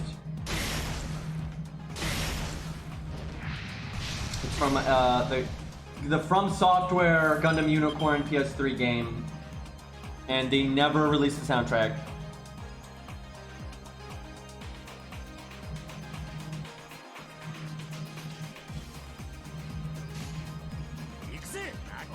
So if I kill him here, I should have cast protection from arrows, but I'm hoping I don't kill him here. Oh god, I think I kill him here. Oh, thank goodness. Jesus Christ.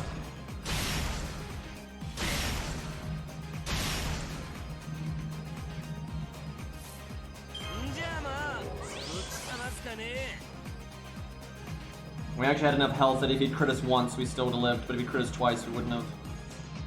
I mean, his crit chance seems pretty trash, though, to be honest.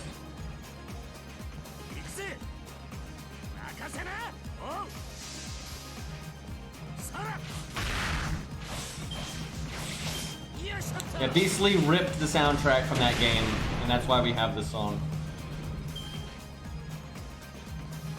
It sucks because that game has quite a few really good songs, but yeah, they don't have names, so. They have file names, and the file names are mostly gibberish for like sorting purposes and stuff like that.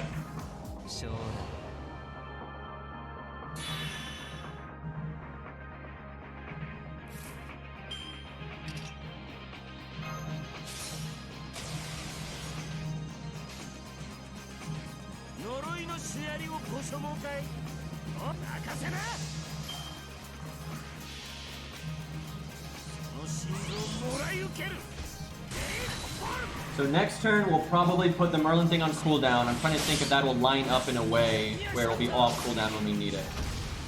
Dude, he's at 67. Oh, okay, I will say part of that's not like luck. That's because we changed. No, that is luck. That's just luck that he's lower. Like you really. So if you, I want to not take advantage of that because I want to try. The point of this is not to win. I've already won, right? I already know how to get like the win rate to like maybe 60% win rate. I want it higher than that. The problem is all the stuff I'm trying to do to make it higher than that. If I don't like figure it out right, you just lose. But I want to play to the worst case scenario always here, and I want to see if I can still win. Like that's the goal here. For real though, if you get him down to 67,000 health, I think you just go for it and you just break this health bar. But We're gonna not. I think you don't. Isn't using Merlin bad here? We're gonna get our NP no matter what because Godjuna's hit count is so high. I'm trying to think if you just pass. The thing is, if I pass on Merlin, I think we might break the health bar, right? I think we have to just act like we don't have a lot of NP gain right now.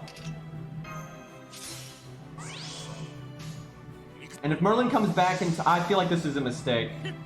Because I think Merlin might not come back in time here.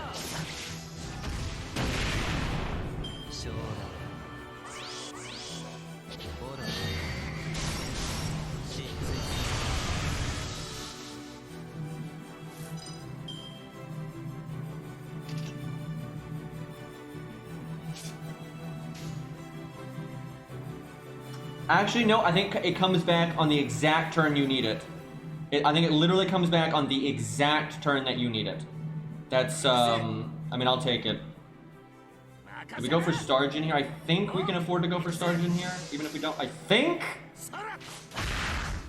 Yeah, even if we didn't crit, I think we would have that.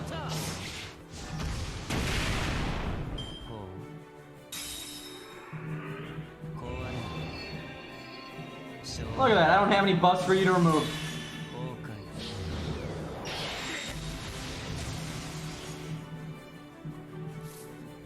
Alright, so we've done all this fucking bullshit just to see what happens next turn, basically.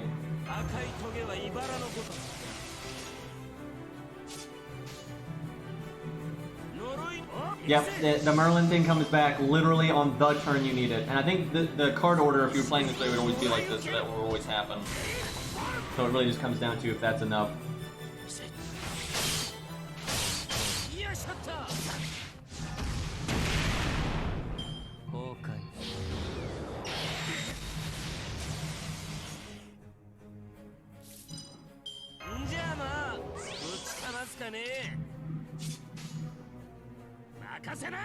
I'm actually hoping we don't get good crit luck here because I want to see what happens. Of course. Fuck you, game.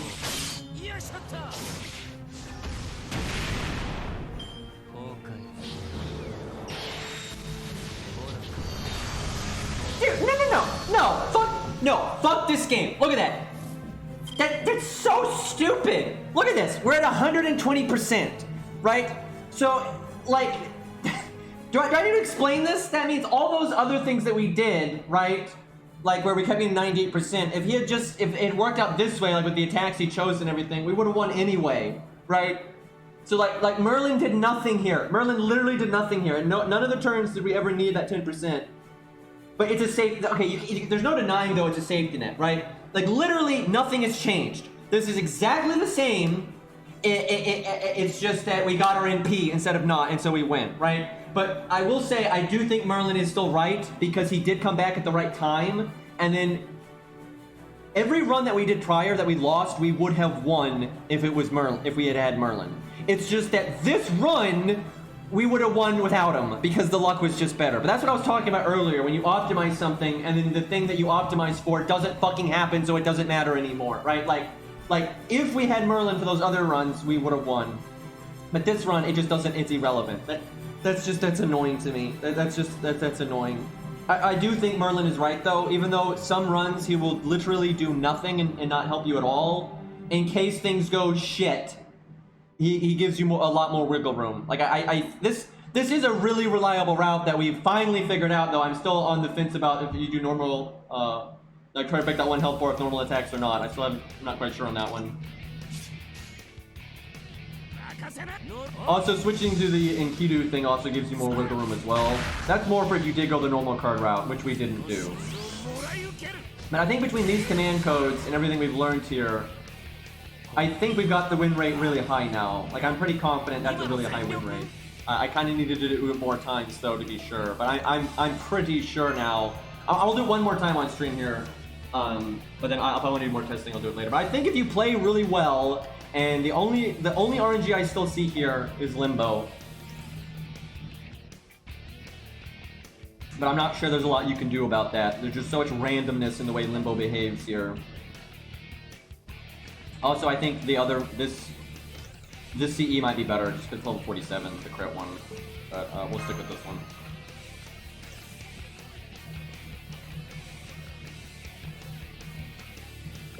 This feels like a metaphor for Merlin's role in the story. There's some truth to that.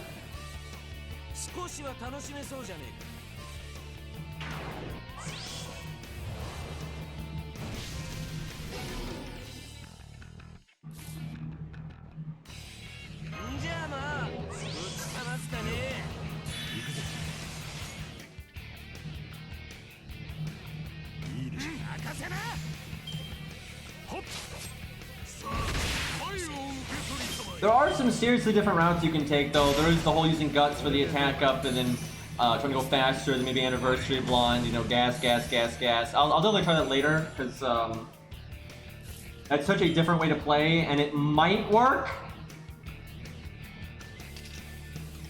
My job here is done, but you didn't do anything, indeed.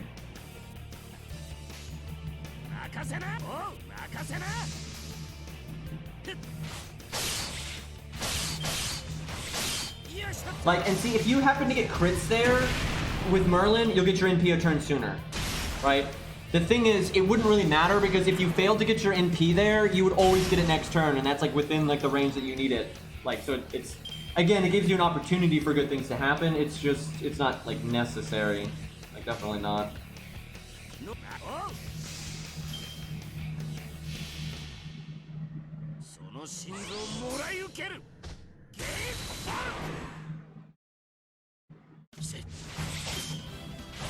And I think, I will say, I think Merlin gives you enough wiggle room where if you go into the Godjuna fight with one art down, you can like recover from that.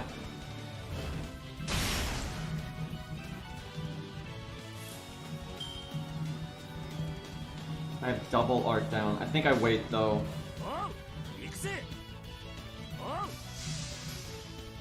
God, I still have to figure out Limbo. I think I figured out Godjuna perfectly and I know exactly what to do. And I don't think there's any RNG there whatsoever, but there's still all kinds of variables in Limbo that I'm like...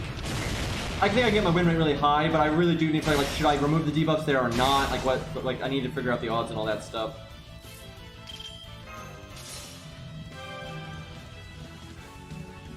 I'm gonna try not removing them. And then removing them next turn, most likely. I don't know. I don't think so, because now I don't think, like, that's such bad NP gain now that, yeah, you can't kill him this turn. You have to wait one more turn. I'm just not sure, like, how likely you are to live that long. Oh, this is bad. I fucking have to remove it now just so I don't die. Like, I need the health and I need the defense down gone. But see, now, it's like, no matter what I do, I feel like there's always going to be a chance that I'm going to get the NP down or die. It's like one or the other.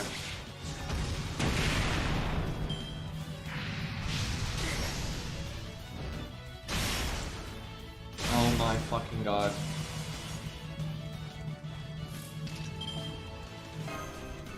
Like, I want to find a way where I can not spare him. Like, I'm literally stalling so I don't kill him as fast.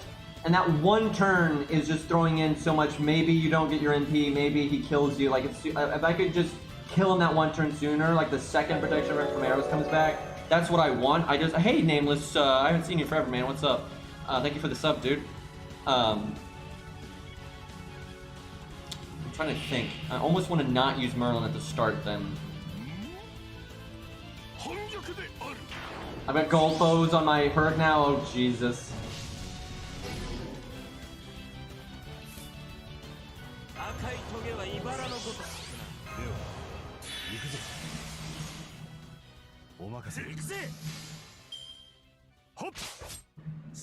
If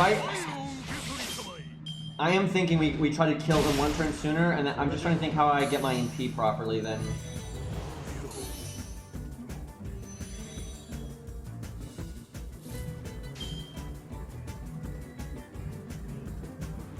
I mean, I can't not use Merlin on this turn. Like, it just doesn't work. Like, it would take too long to NP.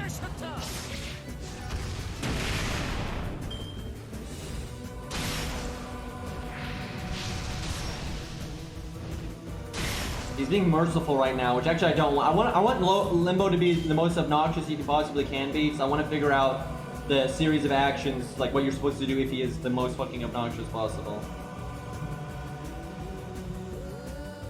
So because I'm wanting to kill him, well now I gotta do damage here. I gotta do NP here anyway.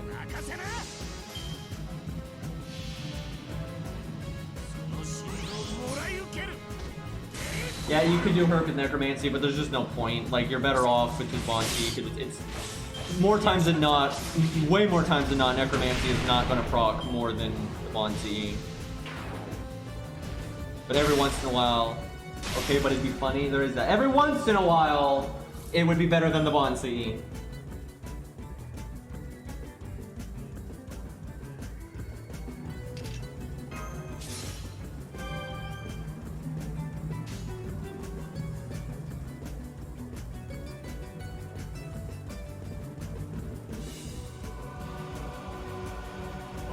Like, I feel like on this turn, maybe you're supposed to do Buster, and so he dies a turn sooner.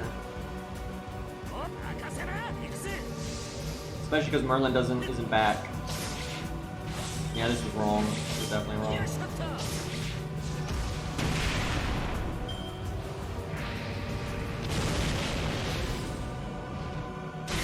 Summer Jolter can solo some things, but she's not that great of a solo unit because she dies.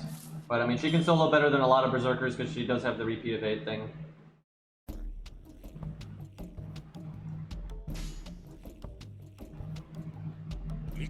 Like, things are going fine this one, but that's because Limbo's not doing anything all that crazy. Although he could still, like, murder us with crits or something, but...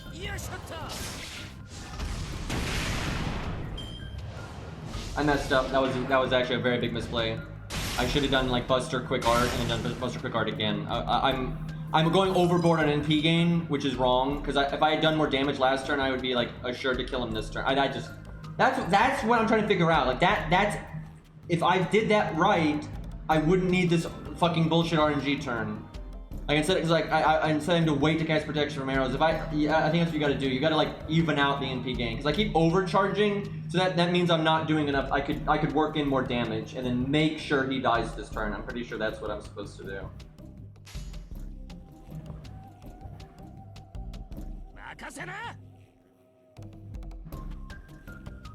That sucks, because like now there's just I'm just gonna reset because it's like there's no way this is just too much RNG now, because it's like if I kill him this turn I need to cast protection from arrows, and if I don't I need to not cast it, right? But there's just no way for me to know, right? Like obviously the thing you could do then is just intentionally not kill him like this and then hope he doesn't kill you, but I want to remove that RNG, right? We already know this, you know what happens if we go this route. I want to remove this, and so I can...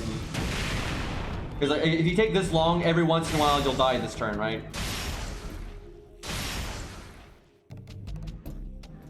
But see, now we're like in, you know, Dreamland, right? This is like, you know, this is the good ending, right? Where everything works out fine, but it wouldn't. So, but if I could win a turn sooner, I don't have to take that gamble.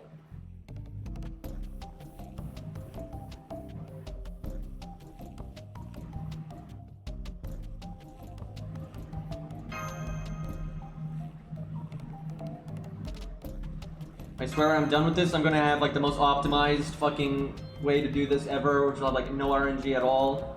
And I'll be so happy, and then we won't ever get to do the stage again, and it doesn't matter.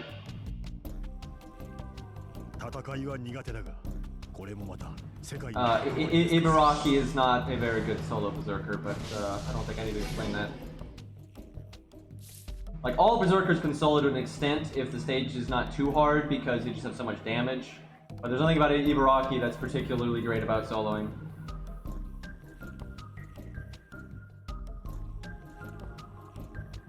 Yeah, this song's from I Ninja. I really like it.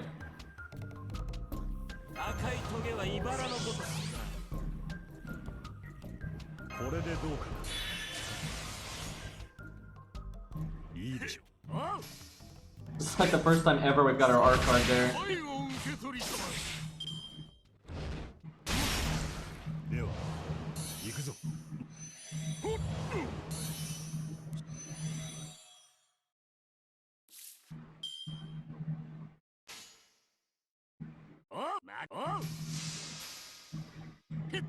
That makes Merlin come back a turn sooner, which I don't think will matter, because we have some turns where we're just not going to use them no matter what, I think. Especially in the Godjuna parts, I don't think that matters too much.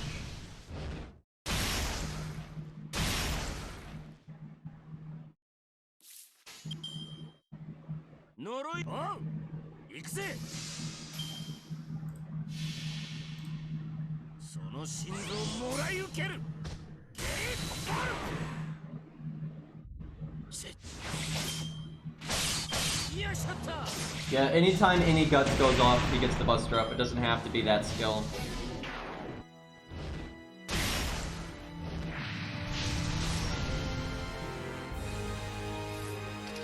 This might be the least fitting music for Limbo ever.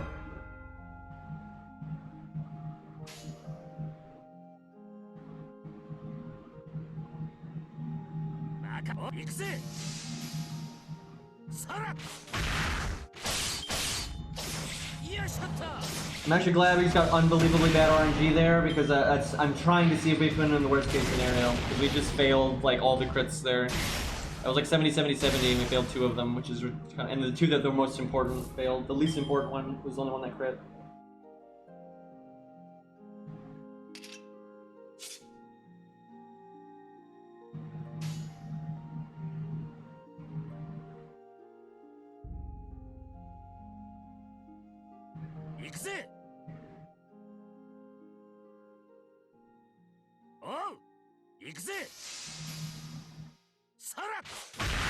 I'm so frustrated because we've removed literally all variants from Godjuna because, like, one, Godjuna's AI is actually pretty straightforward and it doesn't do weird things. But the Limbo is just so fucking random. I mean, it's just nuts. We're in the exact same boat as last time. Like, it's exactly the same. I'm honestly not sure. Thank you, Nameless, for the 1,000 bits, Jesus. But thank you. What's up, man? I'm guessing you've just been busy.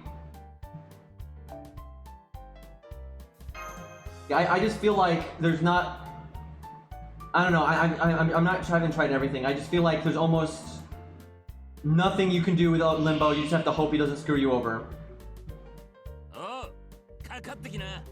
And like, I think the odds aren't that bad. Like, it's not. Most of the time, he absolutely does not kill you on that one turn if you have to wait the extra turn. Because sometimes you're not gonna. It's just gonna work out where you don't need to wait that extra turn, right? There's absolutely times where you're just not going to need to wait that extra turn. But if you do, you know, I'm trying to see like if there's, you know, like if I could just guarantee not need that extra turn, I'd just be so happy because I'm pretty sure there'd be no RNG in this run at all. Now the debuff's not really the problem because you'd remove the defense down like that, and you need 2 turns to get it. That wouldn't really help.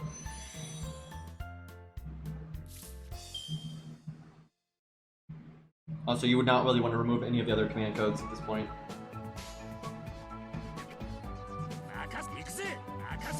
Technically, I should do damage that turn, but I wouldn't always get that much NP gain, so I'm doing like what you would normally do.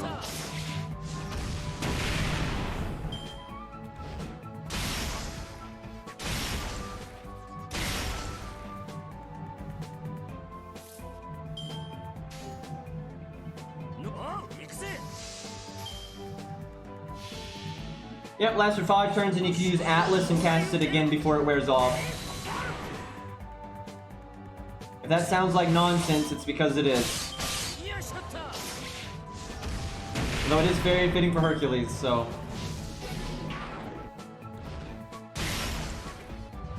I hate him so much. I honestly think if that happens, you're better off just removing them. I think statistically, you just gotta bite the bullet and accept that there's gonna be RNG later now, because it's like that's just so bad now. Like I think it's more likely that you remove them now and you don't get 2 more of them later, right? Like yeah, maybe you get screwed, but like I really think that's the right thing to do.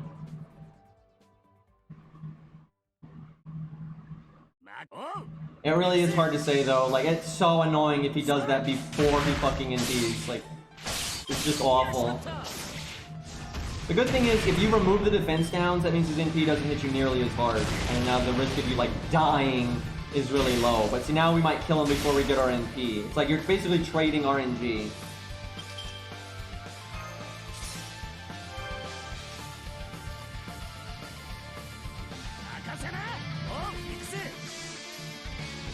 Although, I do think this is better. I do think this is better, because... I don't know. It's still the same shit. If he debuffs us this turn, it's super bad. I mean, I don't know. We'll see. Actually, I want him to debuff me. So fuck. I literally want him to debuff me. I need him to debuff me so I can see if Merlin is good enough to make up for it. Right? Like, I need the worst case scenario, because then I'll know. Limbo, please.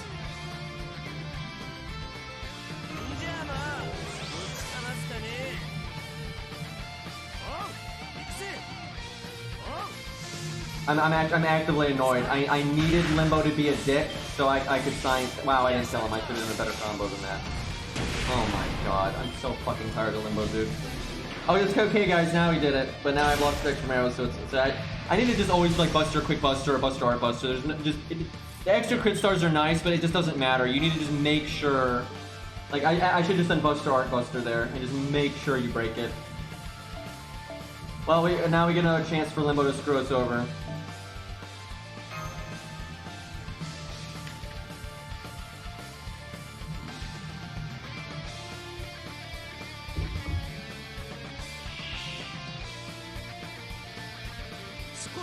The thing is, this isn't...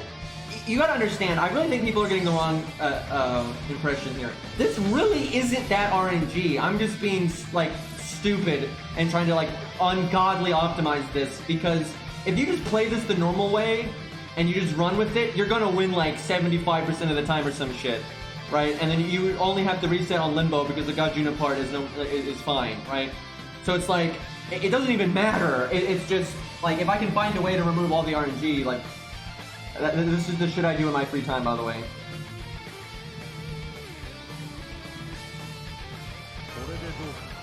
I mean, I don't plan on doing a Herc video anytime soon unless I find another stage that's really good for him. Just like... It's so stupid.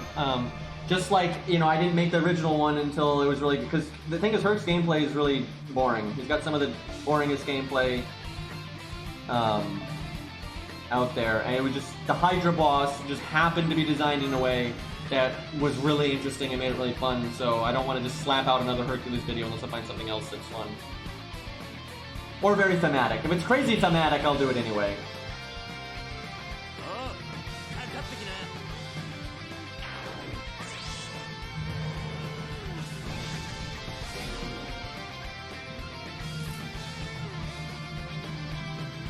Hercules basically plays himself now. It's so straightforward.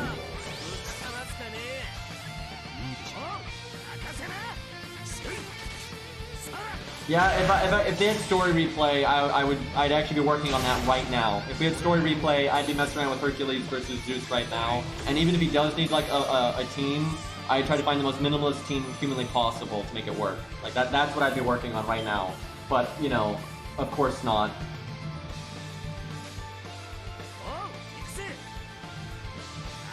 Yet again, I probably could get away with Buster Quick Art, but I want to go with, you know, worst case scenario.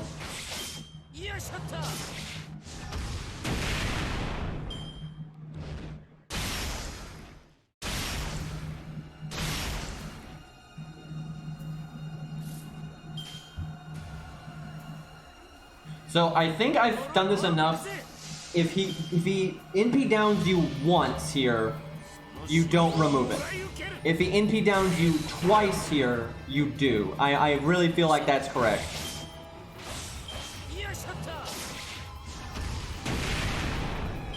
And if he NP downs you 3 times, then you definitely do it. Okay, so you did it once, so I'm just gonna face tank it.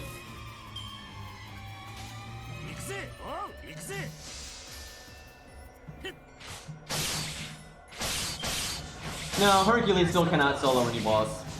There's so many, like, I doubt he can solo Zed completely. We'll see. You know, he lives a few extra turns and does more damage while he's at it. But, like, damage isn't normally the problem.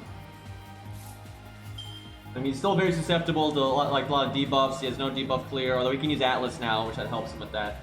Like, I mean, don't get me wrong, he is fucking good, right? Like, Hercules is super fucking good now, and he can solo a lot. But there are just some bosses out there that are just not up his alley. You really just can't win in like a set amount of turns because of the way certain gimmicks and stuff work. The bosses like that I think would still be a problem. Like I think he can solo an ungodly amount of things. Like don't get me wrong, I think he can solo so much stuff.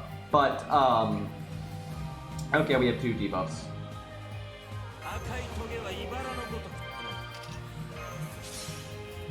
But I wouldn't say everything.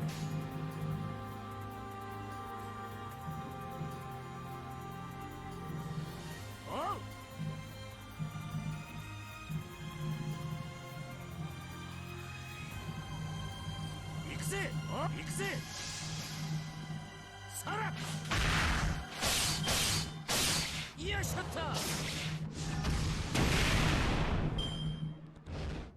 on, debuffing. Oh my god, we get to science. Oh, you know, even though that's bad for us, I'm so glad that happened. So, this is what I wanted. We've done the more damage, so we actually kill him this turn, so we don't have that stupid random turn where we're like hoping it, you know, and we got our NP gain's been optimized. I think I've figured out the right ratio on NP gain versus damage. And then, but we still got debuffs, so it's not like things went really well. So I think I played as well as I possibly can play, but we still got debuffs. So I really want to see if we can win from here.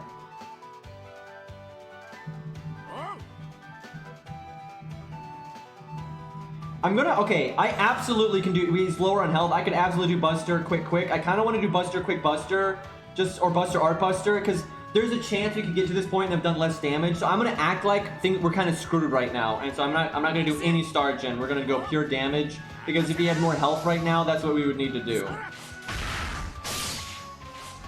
So I'm kind of putting myself behind here, but like, because if I can win from this point, we can basically win from anything, unless like Limbo went even more bananas with the debuffing. But okay, let me make sure I just play properly and we do what we did before. I don't do anything stupid. Misplay. You know, there's always the good old-fashioned misplay.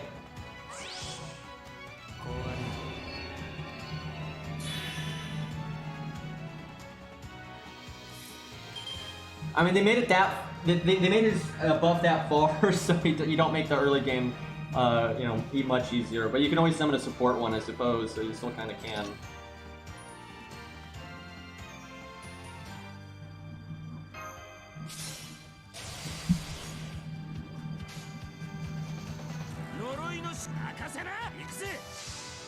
That's good. The Merlin cooldown is kind of messed up because we happened to get it on the first turn, but because of this turn, it wouldn't matter. Like, that would give you the turn. Like, if it was still on one turn cooldown there, you get that cooldown on this turn because you're always going to kick it quick there. God, he's at 63k right now. That obviously is the you would obviously go normal cards here. You would I really think you would do that, especially if yeah, you got the Buster up, which we do, and all that. Like, I think you would try to go if you happen to get a good crit spread anyway. But we're just not doing it that way. We're gonna do it the old bullshit way. It's, you know, worst case scenarios. Look how tempting that is. Fucking 50, 90, 80. That's so tempting. But no. We're here for science. I almost did it. I almost did 50, 90, 80. I still kind of I want to work in a little bit of damage just to be safe. I don't think NP gain is an issue. Please don't triple crit. I don't think that would break with this setup though. I think it'd be all right. Quick won't do that much. Oh god, no, it would have broke. Oh god, I almost fucked. That would have broke if we had crit a bunch. Okay, don't. If you want to like intentionally like mimic, you know, bad RNG, you need to not throw in a Buster card. Don't do that.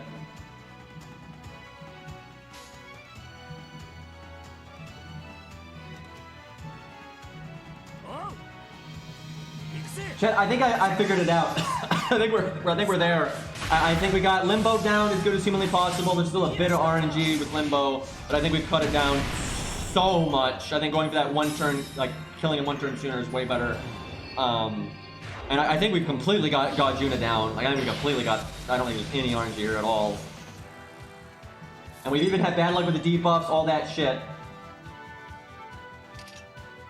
Okay, I still actually don't remember though if I'm supposed to remove this NP down or not. I'm gonna say I'm not. I'm barely increasing my damage, but I'm gonna hope. I feel like Merlin gives us enough wiggle room. Again, might as well test it, right? Like, if we don't need to remove it, don't. So that let's find out. Because if we win without removing it, then obviously we're fine. And I think like the way it works, Merlin will always be back next turn, like no matter what. I'm really happy. I know this was like really repetitive, and I think most people watching have no idea what the fuck I'm even talking about. But I think we've figured every little goddamn thing out.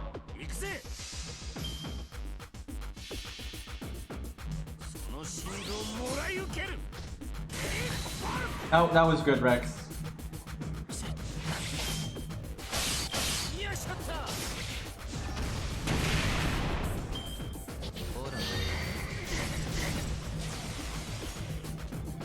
I don't know though, we are pushing it a little bit. I mean, this is ultimately what's going to tell us, because we're behind on NP gain because of Limbo, but that's what I wanted. So if, God, I will see. I feel like these crits are kind of high, so it might fuck us up. I don't know. It'll come down to like how much we get off of. Okay, horrible crit luck. Horrible crit luck. That's good. So if we can win from here, I think there's like the win rate's insane. Like this has been the worst run ever. We even handicapped ourselves. We like passed up on value. I think we're going to lose. So that's annoying though, because this was the worst run. I don't think it could have been worse than this, right? This was about as bad as could have got. We did not crit there. We intentionally passed out on good value, and we're just shy. Like we're just shy from this working. That's really sad. Like I think our win rate is so fucking good here though with this, because like again we literally handicapped ourselves on this run. If we'd taken the value that we saw, we would have won. But we barely didn't get our MP gain there. Now if Godjuna had done different attacks, we would have, even though we didn't crit. So I haven't quite removed all the RNG. I mean, I think we've removed so much of the RNG, but if we had gotten our NP there, I think it's like because that was a pretty low hit count stuff that he did, and like I said, we didn't crit. But that's still there's still a little bit in there. I feel like it's so close though, because if I did not handicap myself this run, we would have won.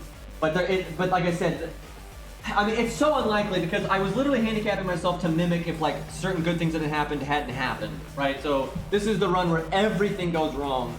So it's not like because like if we'd done those things right earlier, we wouldn't have needed the better RNG here. But it's like if everything does go wrong, you're still gonna lose, I think, which sucks. Because it's really nice if you can win when everything goes wrong.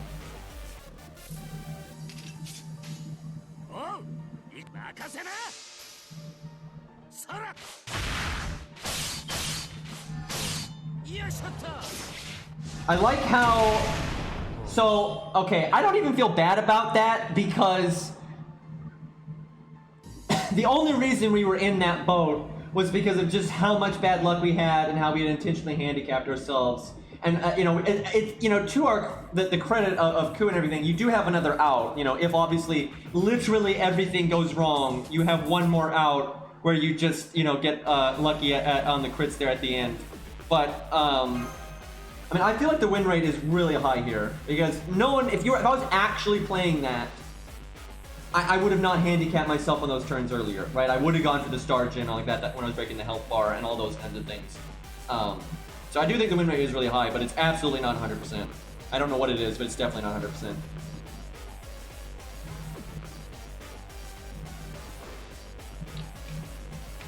Alright, I'll do more of this later. I think chat's bored of it, because I basically now, I know exactly what to do. It would just be a matter of doing the exact same thing over and over again. And I actually want to do that just because this is a solo that really pushes you.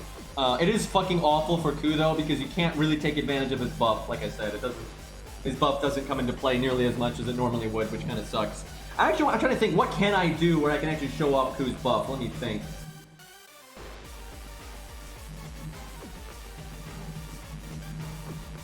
No, I mean, you would never use Ku in the Scatty fight. Like, that doesn't make any sense.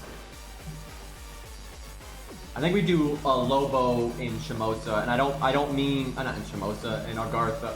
No, Shinjuku or whatever the fuck it's called. Not from the anniversary though, because we already know he can beat that one. The goddamn, the harder one, the Avenger one. That we're gonna do that one on the ult account. That's what we'll do.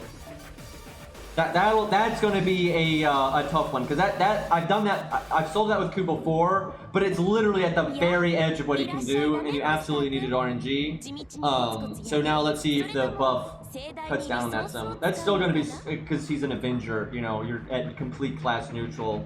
You know, it's not great.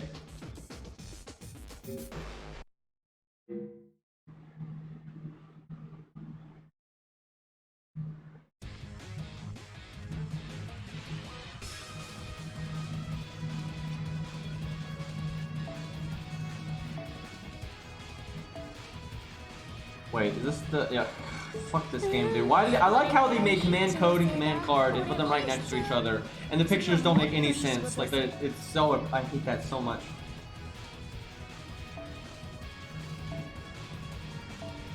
Oh my god. That is so annoying. Like, look at this. What are they thinking? Look at the pictures. Like, it's just stupid. Like, the one for command card looks like a command code, right? That's literally what your command codes look like. Like, it's just stupid.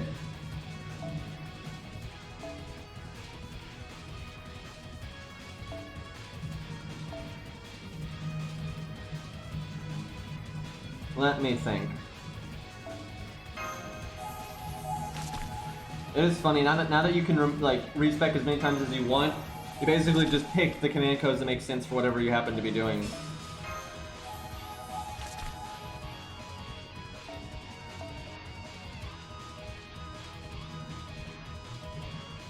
Let me think. The defense removal thing is good. I don't know if it's good enough that you would bring it here though.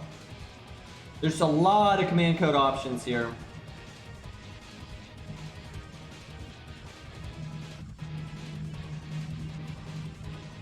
The CC removers, just if you want to use them, they give you the key back, which is incredibly pointless, but that's all they do. If you want like to get the key back to unlock the code, you can do that. I don't know why you would need to do that, but they honestly should have just compensated people for how many removers they had on them. That's what they should have done. I mean, you still have to use the keys to unlock the cards to slot them in the first place. So, you know, once you've done it once, you don't have to ever do it again, so it's only really helpful for newer players.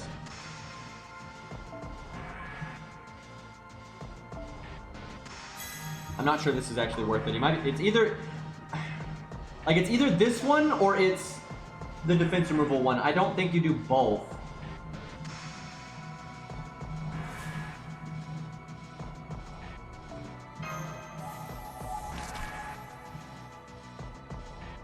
Because when you got the defense up, you know, you need to ping off the shield once anyway, then remove the defense buff. You weren't going to do much damage there anyway. How often does he cast the defense up? That's what. If he doesn't cast it a lot, then the Pierce Invulnerability one is better. If he casts it often, the defense removal one is better. This is tricky.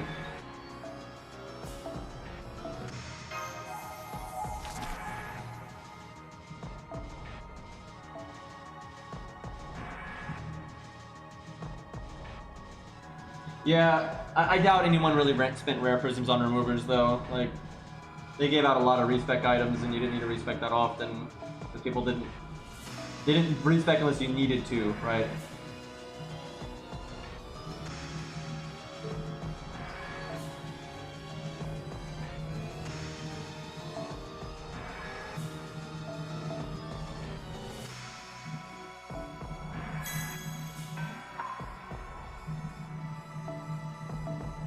Maybe we do run both. I mean, it's the safest option, it's just you're missing out on a lot of damage if you do both.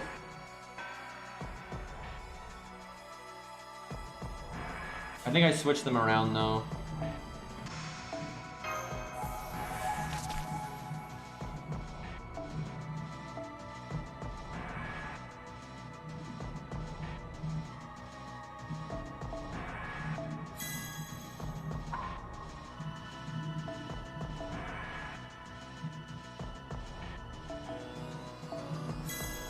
I'll stick with Merlin for now, just because I can't really think of what else I'd want there right now, and I'll probably figure it out as I go. I mean, you could always do the heal.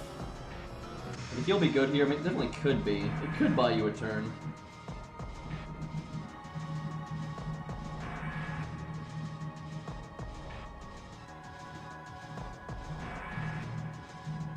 I'll try it, just to see.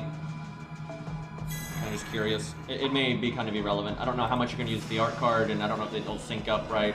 You know, no, I won't. Especially because of Ku's buff. Let's not.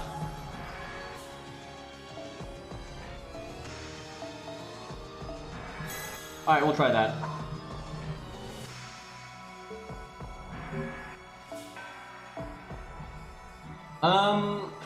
Lobo has such a high hit count, I think you go with Black Rail.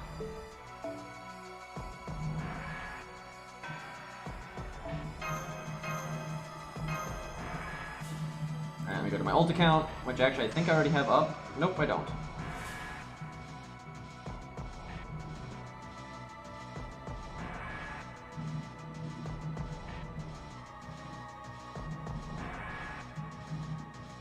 Yeah, it is nice. I just wish they'd make the command code UI better. They should have completely revamped the UI so it was faster.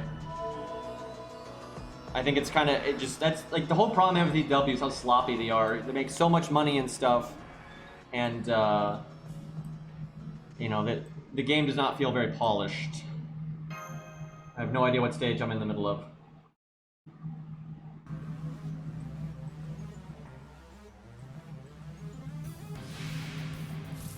I have no idea what this is. This might be like Ku's buff quest or something. Let's go, Gwaine against archers.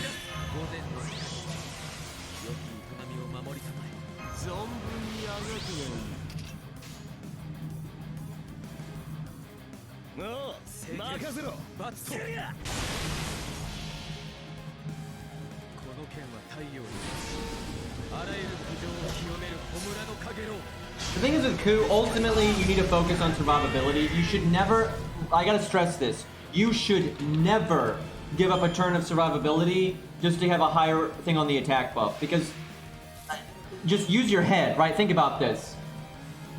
Losing a whole turn, that's basically 100% attack up you just lost, right? Because you're losing a whole turn of damage you could have done. And it's not like you're gaining a 50% attack up, right? His attack up goes up to what, like 30%, 50%? I'm not sure what it is. It's like 20 to something, right? I don't know what the max of it is. But that minor attack up that you're gaining is not worth losing a whole turnover, because you're still getting it's not like you're gaining the full maximum attack up, right? You're only gaining the difference from the base 20% up to whatever the maximum is, which I think it's 50, I guess. I haven't looked. I don't know if anyone's even data mined it yet. But that's what most people say is 50, but I don't know. Anyway, I assume it's 50. So you're gaining 30. I can math. You're gaining 30. It's not worth trading a whole turn for 30% attack up, right? That's not worth it at all, right? You're getting so much more out of that extra turn than what you're getting out of just a 30% attack up. And you're like, oh, but it's a 50% attack up. It's not. It's 30% because you get the 20% no matter what. So sometimes you just take the 20% to the bank. So survivability ultimately is still the most important thing, because living an extra turn is worth more than a little bit more attack, basically.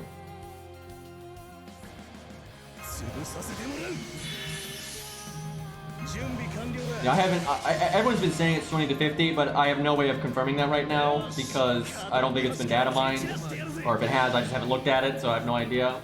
But everyone says it's 50, so I assume they're right. I know it goes above 20%, right? And that's obvious by the numbers we get out of it. So.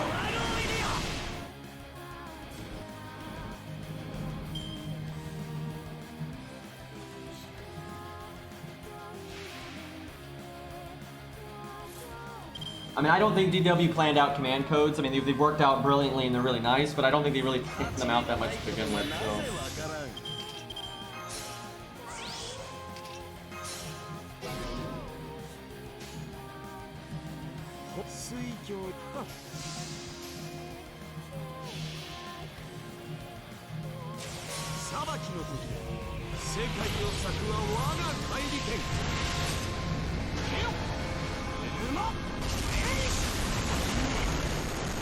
Pretty good damage for being at neutral.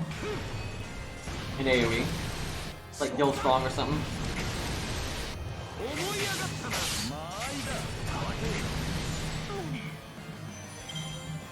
Alright, let's go fight a dog.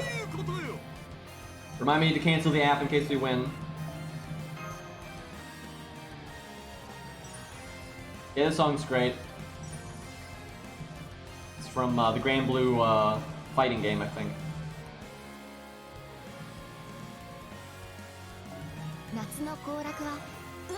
Oh yeah, I gotta turn in all these fragments. Just casually get 150,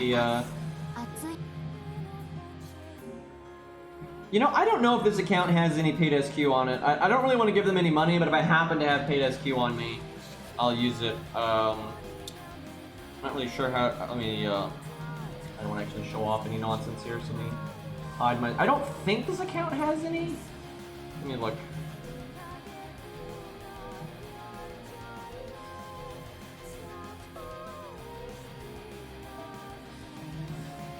Yeah, I don't. Okay. That's fine though. I don't really care.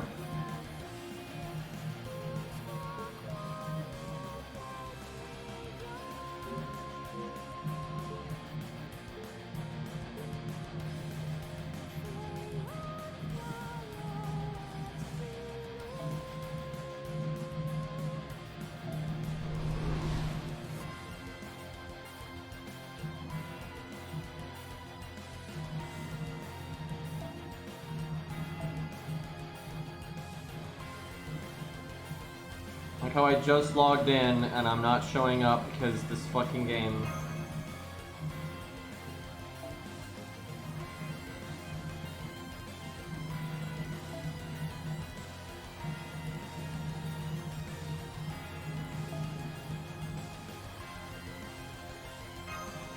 Okay, Atlas.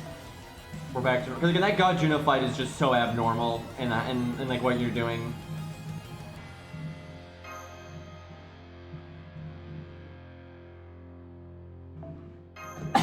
Excuse me.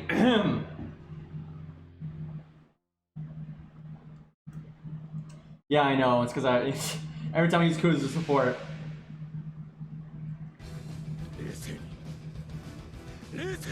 I'm surprised you noticed that though.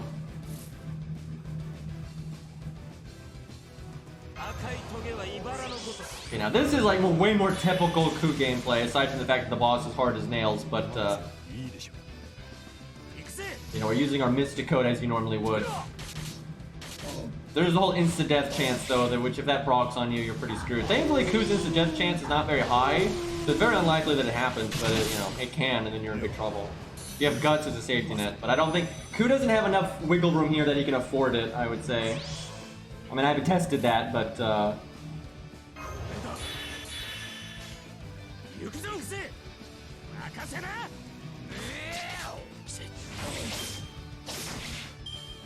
good start.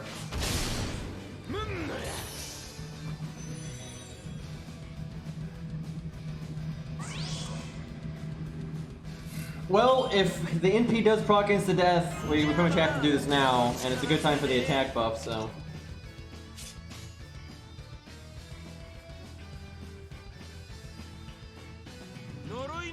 He doesn't have the defense up, so I have no need of doing like the Buster card first.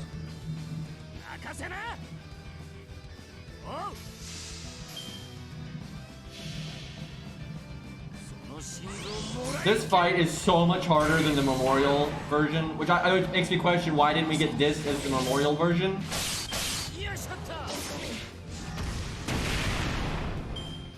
Like, it's so much harder. Like, not only is he a class that way less people can counterclass, but he's got the evasion gimmick, which makes him so much more tanky. And even if you bring like Sure Hit, that limits your options and stuff.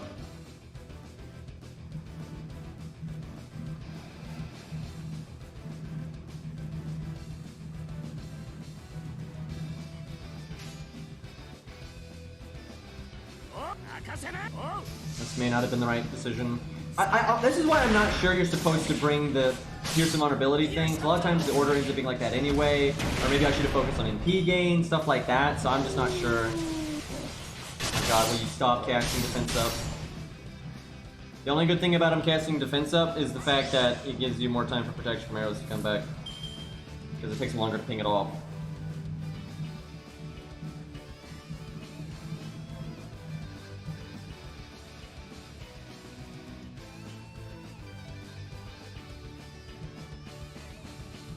Actually, I think the most damage would be... Well, we'll do that because I want the stars. But I think we do that. I think it's kind of better. Yeah, that's definitely more damage that way. I think if I had actually done that... If I had done that before, I would have already broken his health bar by now. I actually just lost by not doing that. Because now... You have no idea how much value you lose when this kind of shit happens. You have your NP... You know, but you can't use it, so now, like, I'm just gonna overcharge with, like, another NP, right? Because I have this whole turn where I'm doing nothing. Like, I'll keep going just to see what happens, but, like, that is so bad. Like, that is just super, super fucking bad. Again, especially because Lobo has so much hit count, right? And this is his NP turn. Like, this is bad.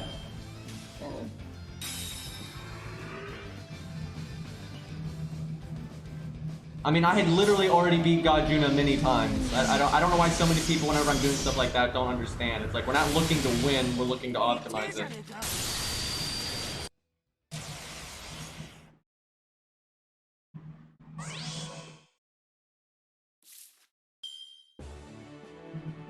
Now, technically, this is fucked.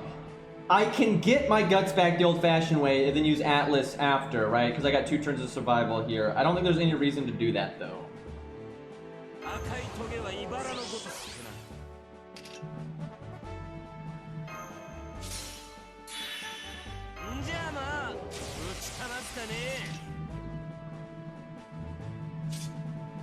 Yeah, look how much value we lost because, like, not only do we have a turn of damage going into the waste, but we're behind a whole NP because of that. If we could somehow win from here, that's really impressive, but that 4K damage that we messed up is really bad.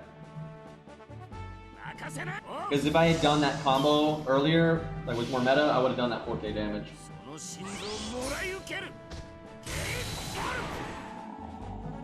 Jesus Christ, though. We do so much damage now. Good God. I think even with that bullshit turn, we might still win here. Good God.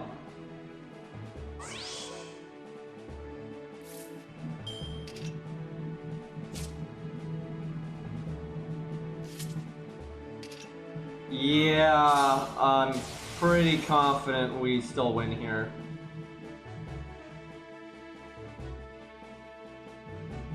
I think I focused on NP gain though. You know, I could do so much damage this turn though. We got the crits and we got the pierce amount ability and the defense removal. Like the busters are guaranteed crits. Yeah, I gotta Zeke the app if we win. I'll go for the NP gain. That feels like the safer play. Is it though? I mean, his hit count is so high. I think we mixed in some damage. Ugh, how greedy am I? There's no need to be greedy. He's only got 166k health left. Why am I even considering this? Thank you for the 2,000 bits, Professor. Oh, fucking saber trap face, dude. I don't want to give. Here's the thing, like that anniversary was so bad, right? That I don't really want to give DW money right now. Like I kind of want to, you know, I haven't. Well, I mean, to be fair, I make money off of this game, right? So just streaming, I make a lot of money off of this game, right? So in a way, I owe them, and it's like, so I don't want to be that big of an asshole, and it's not like they aren't, you know, doing some things. It's just that was such a bad stream, right? It wasn't even the stream, you know, the music and all that was great. It's just. I don't know. It's like I want to support the game because I like the game, and you know, the game has done a lot for me, and it's basically made my career and all these things. So it's, you know, I do owe the game a lot. And you know, if I don't know, I'll give me a minute, chat. I need to beat a dog here, so just hold on. Also, if we did get YOLO Gilgamesh, that'd be kind of amazing. I want to point out that like the last 5 GSSRs we've done have all been terrible. I just want to remind chat of that. Why did I have to get these crits? They're tempting me.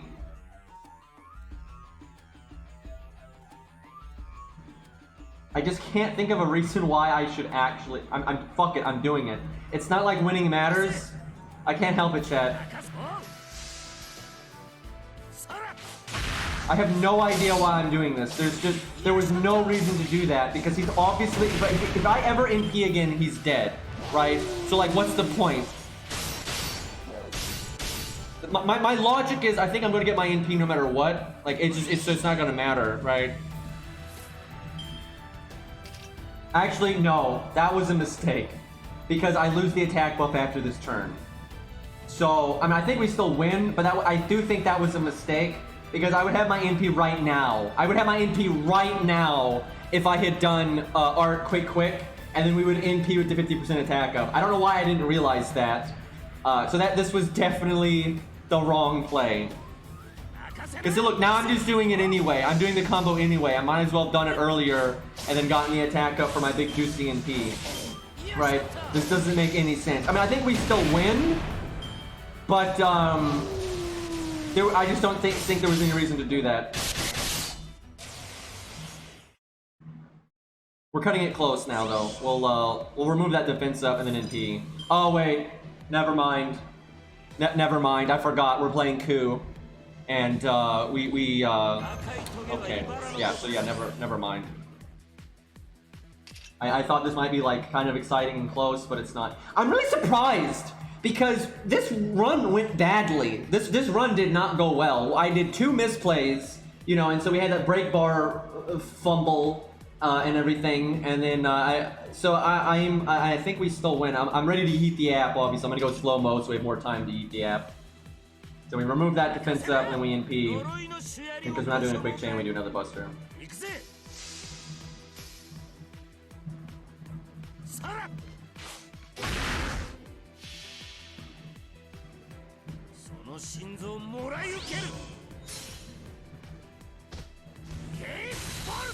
Yeah, he did. Okay. Wow.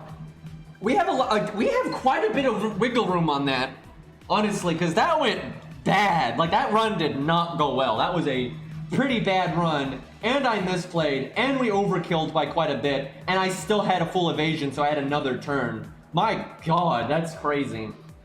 But that's the kind of context though where the attack buff actually helps, because there are some fights where because there's a lot of break bars that are smaller, the attack buff just keeps going into the void, right? But that fight's not like that, because you're fighting at neutral, and so you kind of need all the damage you can possibly get. So that's an example of where the attack buff really helping. I mean, really helping, because that fight went from where Ku can, you know, just barely solo it to, Jesus Christ, we have loads of wiggle room. Okay, chat, I will buy the GSSR because, I mean, it's not like DW did anything insulting. It's not like they did some business practice thing that's, like, morally bankrupt or anything. It's more like they just, you know, they didn't add story replay, which sucks, but they didn't do anything like that. And like I said, I make money off of this game, and I still enjoy this game a lot, right? I complain about, you know, I complain because I want this game to be better. That's the thing. I actually care about this game, and that's why I complain when DW does incredibly stupid things. Right, like I generally go, you know, I don't spend money on this game just because the Gacha rates are so fucked up. But GSSRs are actually, you know, all right, and you know, it is fun for this stream, so we'll do it here. Give me a second. I got to keep the screen off because I don't want to show off like, you know, information and that kind of thing. And for real, that last GSSR we did was so bad that it is kind of nice to take another shot at it and see if something good happens. Unfortunately, though, we have to do the year 1 because I gotta try to get Gilgamesh. And, you know, maybe we get, you know, Beowulf or some shit, although it's the wrong account. Oh, God. There's, like... I hate this GSSR, though. It's just bad. Like, at least for me, there's none of the banners are good for me. Every banner's, like, there's, like, a tiny chance you get that one thing you like, and then a super high chance of just so many things going wrong, right? So... Because, like, yeah, Beowulf's awesome, but I have an NP1 on the other account. You know how frustrating it is to have the same 4-star on 2 separate accounts, and they're both NP1, instead of just having one of them at NP2? That freaking elf, though, from Yu-Gi-Oh! That's a good emote. That's, pretty random, but, okay, let's, how the fuck do I buy SQ so rarely that I always really struggle to figure out how the fuck you do it. Dude, I'm not kidding. I am not kidding. For the longest time, I didn't think it was possible to buy SQ unless you were out of SQ. Because the only way I knew to get to the menu was through the prompt if you have, like, no SQ at all, and it, like, prompts you to buy it. So I thought you had to use all free SQ to even buy bought SQ. I think at some point I figured out that wasn't the case because of a GSSR, I guess, or something. I don't remember when I figured it out. So I think you just buy the minimum amount, right? Because you just need 15, right? So I can just... I want to make sure I'm not fucking this up, because I know the bonus SQ doesn't count. Can I buy literally the minimum amount and get a GSSR? I think that's... Because a lot of times I end up buying more than the minimum amount, and then I think I don't need it. I want to make sure I don't have to buy twice. So the first one's 12 plus 4, so no, I have to buy the middle one. Right, okay, so I have to buy the okay. Oh, I see. Oh wait, no, that was asking for my age. Oh fuck, I just told it like where I'm like capped on how much. I mean, it doesn't matter because I never would want to go over the bot SQ cap anyway, but that's what that is. You can tell I buy SQ a lot, guys. Okay. Wow, you can buy 1 SQ. Chat, you can buy 1 SQ. What the fuck is the point of that? So you can buy 1, 4, 12. Okay, so you have to buy the 25 one. Boomer Green got it, boys. Yeah, I see. You got the 12 plus 4. So you have to buy the 25 SQ one. Okay, I figured it out. Oh fuck! I just remembered because I'm on Q app. I'm trying to remember how I have to do this. It's really hard to buy SQ on my ult account because I'm using not Q app. It's because I'm using secure folder, and I have to. This is going to take a second, chat. I basically have to put my Google account into secure folder. This is annoying. Okay, hold on. It's because I haven't cloned my Play Store app, I think. And then I have to turn auto update off, otherwise it's gonna like fuck up my Mobazin, which is what I use for recording. This is a very professional stream we have right now. Really glad I'm hiding my my screen though. I don't want to show chat all this shit.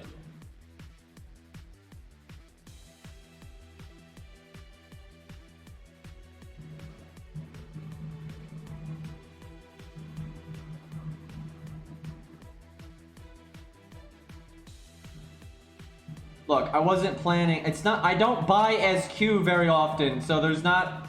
You know, I don't deal with this shit.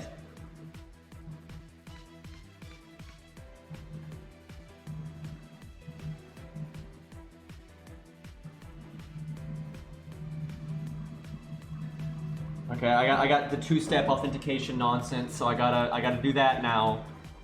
See, this is why I didn't want to do this shit. Jesus Christ.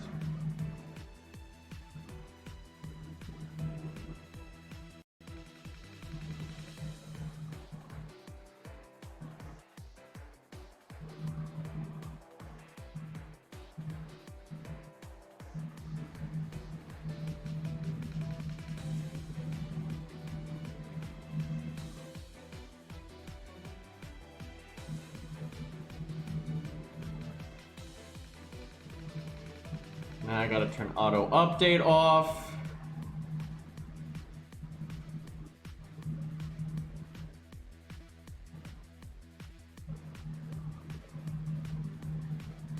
Okay, I think I got it.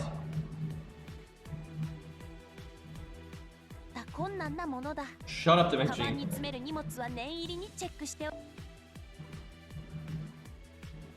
So it's funny because it was asking me like how old I was at the beginning of that like limits how much SQ you're allowed to buy, and I picked, you know, an actual like lower number or something. I have no idea what my cap is, but there should be no way that that'll be a problem. So that I forgot that even existed.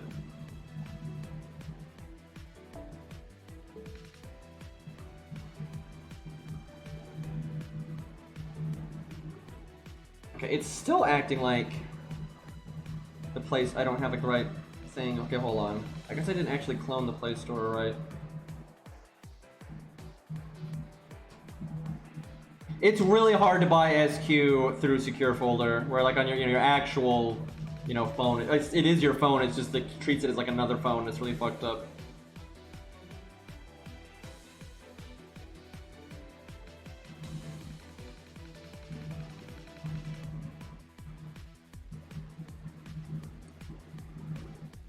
Huh.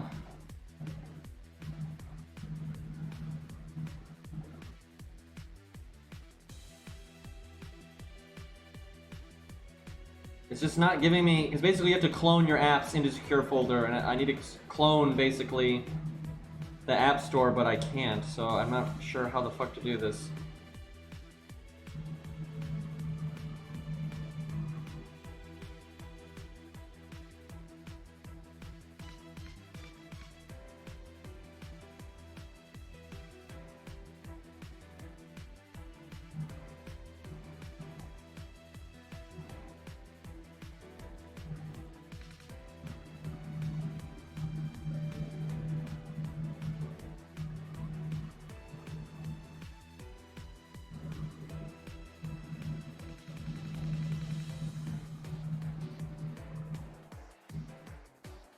Okay, I think I might got it now.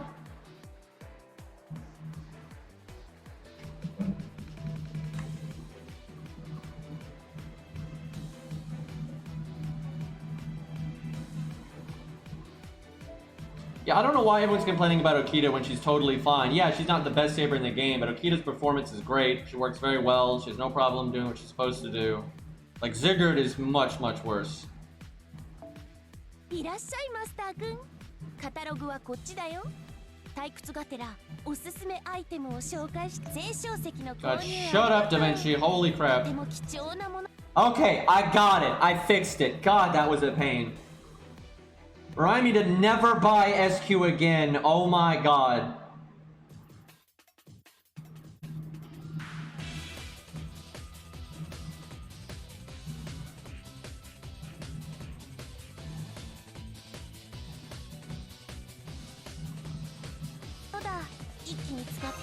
Okay. I think I did that right. Alright, so we're doing year one, so almost everything in this is bad. Basically, like, this is just not worth it. Like, if I love Edmund, but getting Edmund would be horrible, because I already have Edmund on my main account. What the I don't need a random-ass NP1 Edmund on my ult account, right? There's no point. And there's so many 4 stars, the odds of me getting, like, you know, the handful of ones I actually want are so bad. I think the only thing in this raid up that I want is Gilgamesh. I don't think there's anything else. But that's basically how all of them are, where there's only one thing I care about and everything else is crap. Fuck it, I'm doing it anyway. Just doing it anyway. Like, literally, almost everything I can possibly get out of this raid up is pointless. This is why, if I was not a streamer, I would never do GSSRs. They're just not worth it to me anymore. Because, like, over the years, you know, early on I had, like, very few 5 stars, sure, but, like, you know, I've been playing long enough now that, you know, I save up my SQ and I get, you know, high MP rank to the characters that I want. So there's so little that I need here.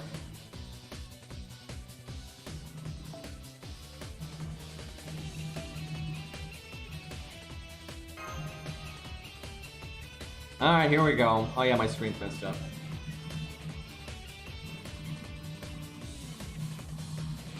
I'll get scats in here. I wouldn't. That'd be all right. It's basically Gilgamesh or scat, and maybe there's some other random thing I'm forgetting about. Iskandar would be all right, I guess.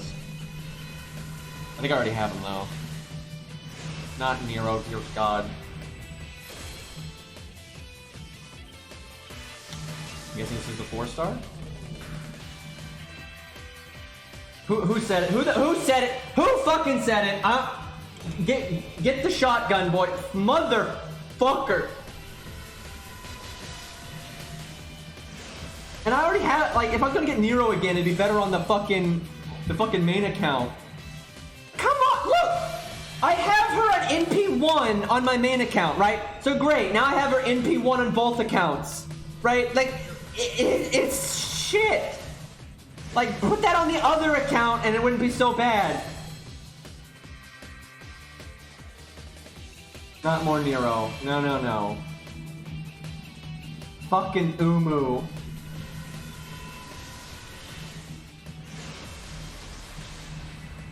A lot of golds. Oh, great. I'm so happy. One of my absolute least favorite characters in the game. Oh, joy. I'm so glad I just jumped through all those hoops to figure out how to buy SQ in this stupid fucking game so I could just get rare prisms. This is great.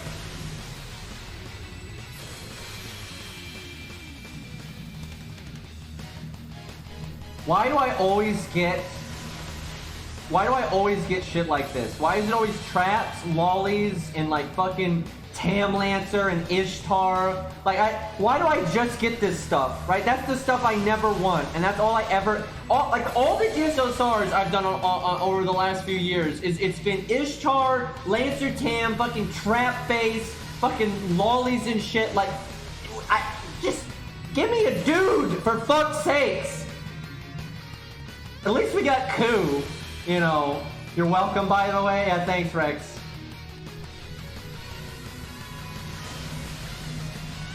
Oh, this was so shit.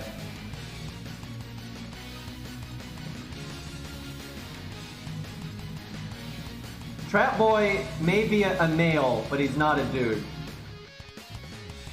It doesn't work that way.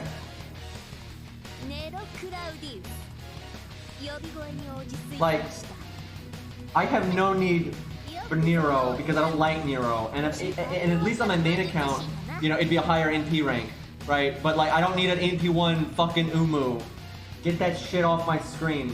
And like, this is so frustrating. Like, again, now we have Saber Ultra AP1 on 2 accounts. Like, that's just depressing, man. God, why? Just shut up. Just go away. Oh my god. Ugh. I blame chat for this. Yeah, there might be a good interlude stage that I could keep around. There's at least that. But then I had to level them.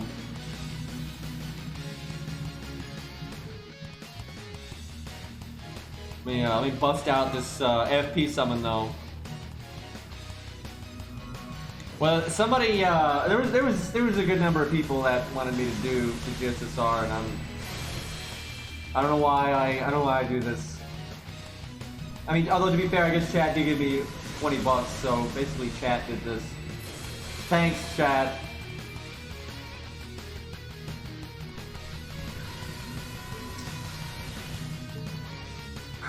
This is why, like I said, if I wasn't a streamer, I just wouldn't do this stuff, because I know the statistics are not in my favor, and I'd rather just save the money, you know.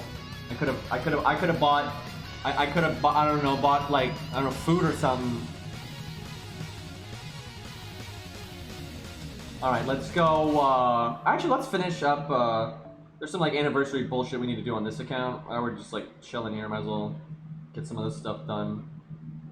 Oh, I haven't done that stage yet. And I haven't gotten the costumes. I should actually do those because they're only around for a little while. And we haven't done Ku's buff either. Hey, let's watch this amazing fucking thing, which you can't skip. You can skip parts of it, but a lot of it you can't skip.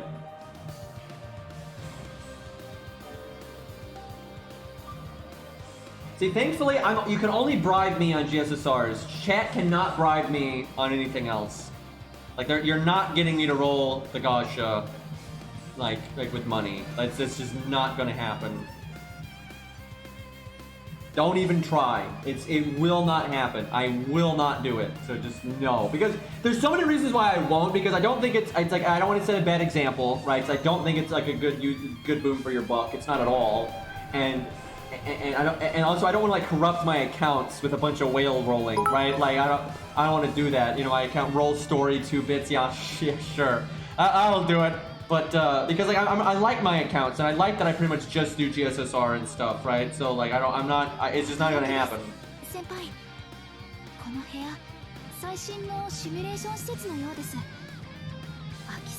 Oh, I like how you can't skip this.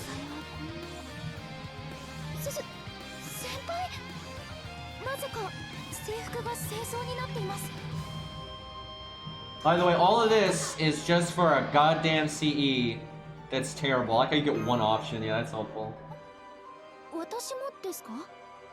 Yes, I rolled the GSSR. No, it didn't go well. Senpai, 見てください。新しいメッセージが届きました。どうかお二人でステージにあなたたちの旅の記憶を歌ってください。What is this for again? It's for a CE. And it's not great. I don't think it's even a rhythm game. I think it's just a cutscene.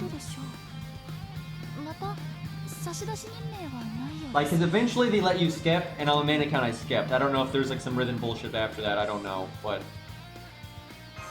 the second I saw the skip option on my main account, believe me, I hit it. It's a commercial for a rhythm game. Okay, I see.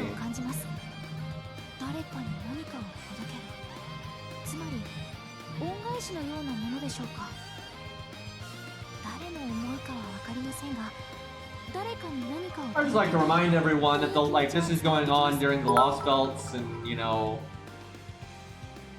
people are dying, you know. I just it never goes well either. I feel like a big part of why it might go bad is because statistically they're probably going to go bad because I just don't like that many 5 stars, right? And like if I was a brand new account, right, there are like GSSRs that would have like summon pools that are pretty likely to be good. But you know, I've been playing for so long. I've got Enkidu, I've got Arthur, I've got Mordred. You know, a lot of the 5 stars I really care about, I've got. So there's generally, it's just like just Moriarty in like a GSSR, and so the odds of you getting specifically Moriarty are really bad.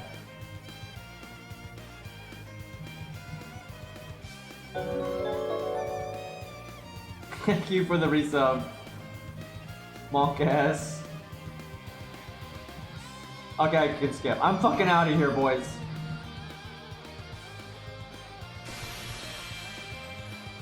Yeah, Professor gave me the 20 bucks, so I feel like I would say you can bribe me to do GSSRs. You can't bribe me to do anything else. It's not gonna happen.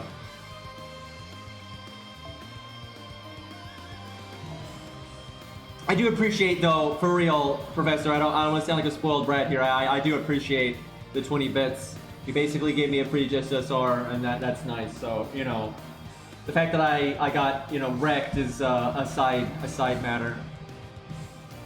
Yeah, Edmund is the one thing, but Let me guess. You have to put her in the front. Oh my god! I don't want to mess up my team though. Wait, is she Bond 10 yet? I don't remember. I want to say she is. Wait, can't I just look up to CE? I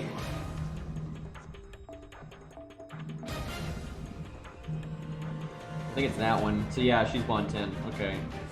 I don't really care about Bond too much on this account, to be honest. It's not that relevant.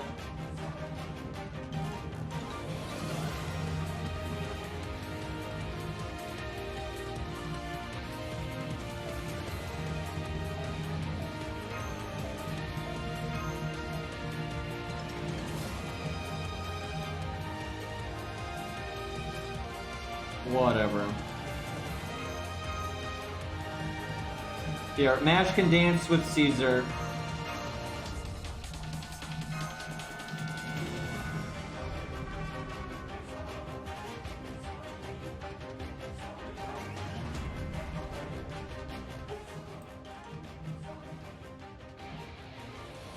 Yeet, yeah, you could do that.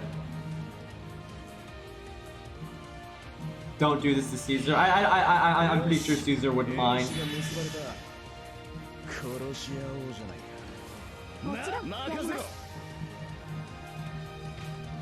Don't tell Cleo. Yeah, there's that.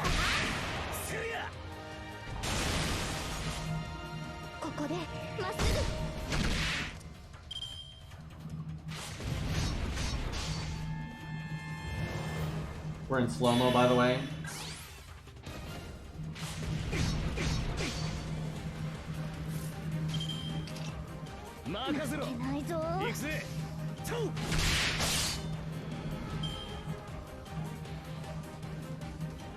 Yeah, I like the hat. God, the intro, dude.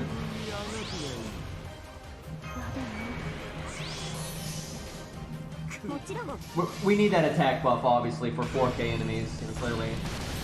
I thought I brought Achilles to this.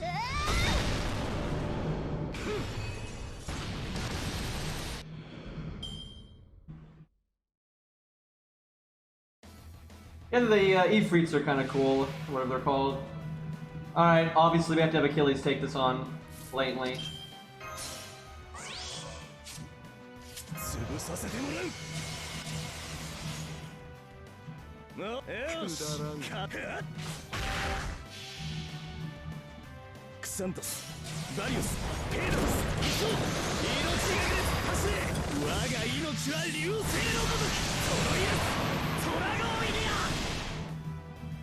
Feels good.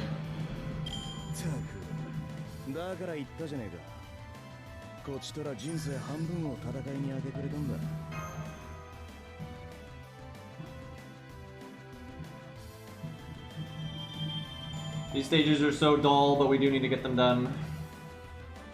I can't. That's crazy that I got this much SQ already. It's like we rolled on Achilles and Gil and all that nonsense. So next time Gil's rated up, hopefully we'll be ready. Or they add, some other thing that I actually care about. Oh, you don't actually have to bring the thing. Excuse me.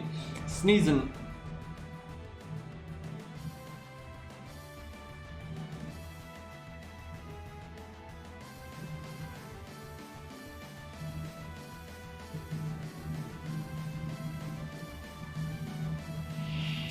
I mean, most explosions would hit you in the front first, so it wouldn't actually hit him in the heel, so...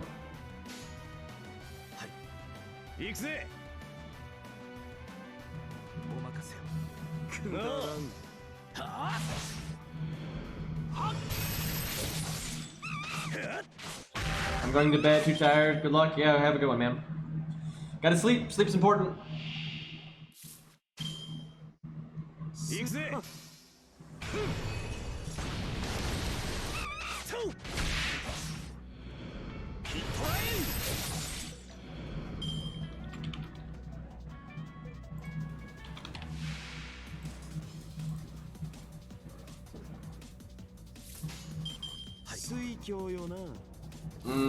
I should buff a little bit to be safe here.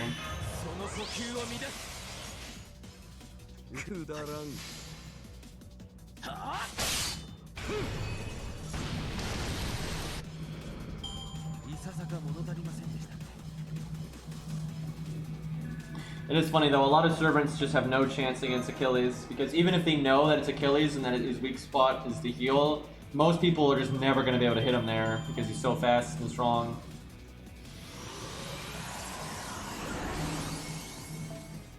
Also, Achilles can, you know, fly. There's that.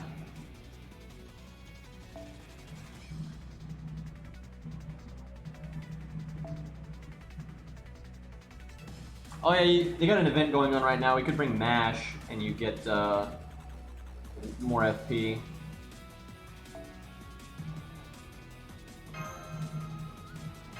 Might as well. FP's pretty good these days, so...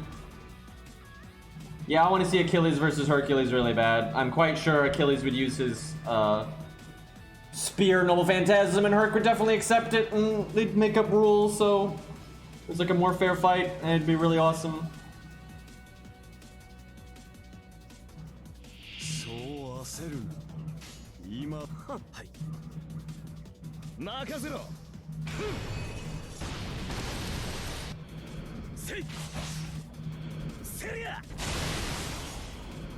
Vlad versus Achilles would be interesting, but I think Achilles would win. He's just way too fast.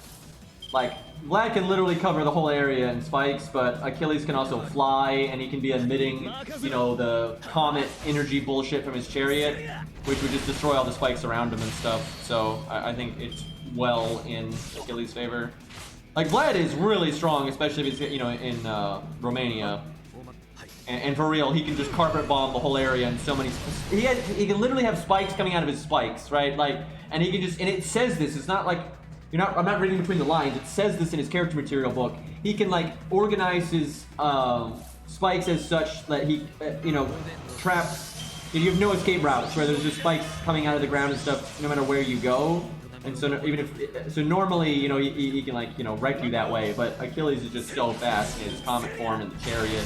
The shield, and with the way his chariot works, they would just be destroying all the spikes near him. And so I think Vlad would pretty much just get run over.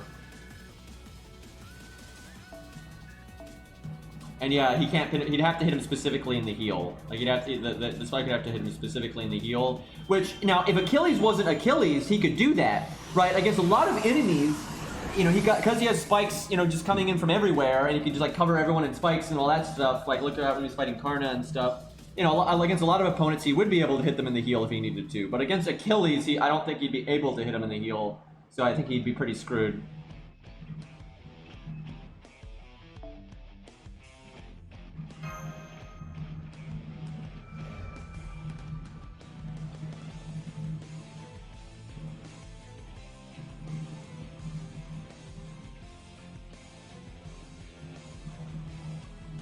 I mean... Like, Castoria will make, you know, gives Vlad better options, but I think normally you're better off using someone else still. There's other art units, like Masashi Berserker, I think is better, and a lot of times even using a non-Berserker that might be better. But I mean, yeah, but that's the thing is, so same for Phantom. Literally, Castoria makes Phantom better, but that doesn't actually make Phantom better. That's just Castoria being good, right? And it's the same for Tam. Like, Tam makes Phantom better. Like Tam very much makes Phantom significantly better. Like a lot of the people that do all the Phantom nonsense, so they try to use Phantom for like everything ever. You know, they use Tam all the time, and it, you know, it allows them to get the job done. But that says more about Tam than it does about Phantom.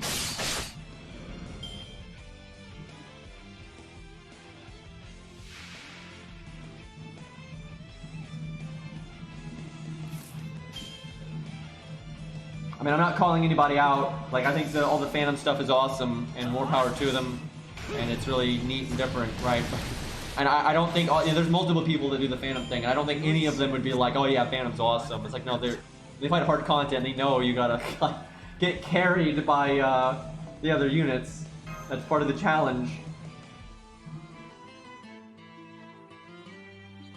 When Achilles activates his Comet form, he's not allowed to protect his heal. But other than that, he can protect it if he wants to. The thing is, when he's in his Comet form, I don't know how the fuck you're supposed to hit him.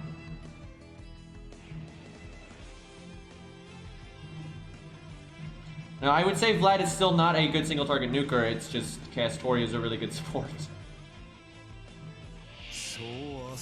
Like, it doesn't change the fact that his multipliers are bad, and his gimpy gain is bad, his skills are pretty meh. If you're not fighting a weird extra class or something, you're normal. Because, like, here's the thing. Let's say you're fighting a really tough Saber boss battle. Let's say you're fighting, like, a really tough challenge quest, and the enemy's a Saber, right? You've got plenty of archers to pick from, and you're way better off using those than Vlad. Now, yeah, if you're fighting, like, an alter ego, or maybe a ruler, and you don't have an Avenger, you know, then yeah, you know, Vlad is, you know, got some options. Or you're fighting multiple different classes, you know, stuff like that.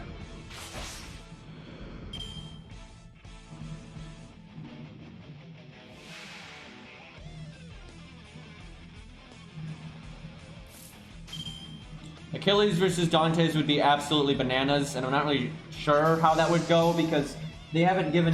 We don't know exactly how fast Edmund is because his speed comes from him breaking space-time, right? He's basically teleporting, right? So how effective he can ultimately be with that, we know is very fast, and it's a big deal, right? But we don't know how it sizes up to Achilles when Achilles is actually trying. Because ultimately, we've actually never seen Achilles try. That's what's the shame about his showing in Fate Epoch is he never actually goes full speed ever. He never does. Because by the time he gets serious, he got shot by Chiron, and that nerfs his speed by, it nerfs his Comet form by 70%.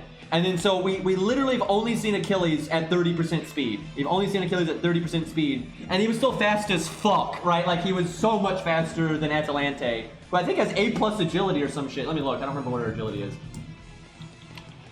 I know Atalante is really fast and stuff, but I think she may have some skills even that make her faster. I don't remember.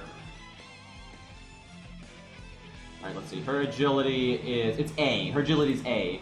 I don't remember if she might get faster when she activates her NP. I don't remember because he obviously fought her when she had her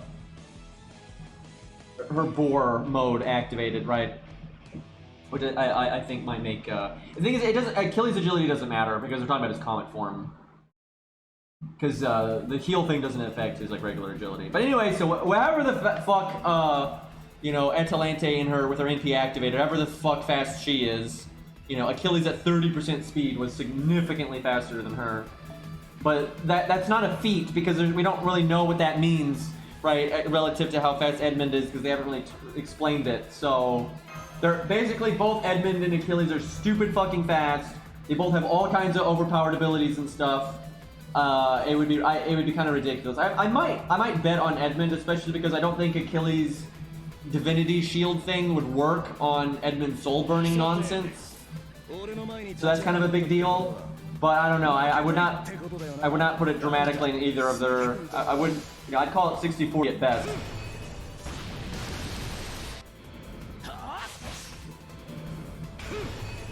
Yeah, I know. I wanted a regular Vlad forever. I'm so annoyed that they wasted his APOC design on a fanfic character. Super annoying. And it was because day one FGO, they didn't want to, fuck something up, so they intentionally didn't write the APOC characters because the DW at that time couldn't be bothered to read the book and there was no anime. and they jump through hoops to not actually have to write any of the APOC characters, and like, so with Vlad, they're like, oh, we'll just, and also they didn't know what his vampire form was supposed to look like his NP, his other NP, you know, they didn't know what it was supposed to look like.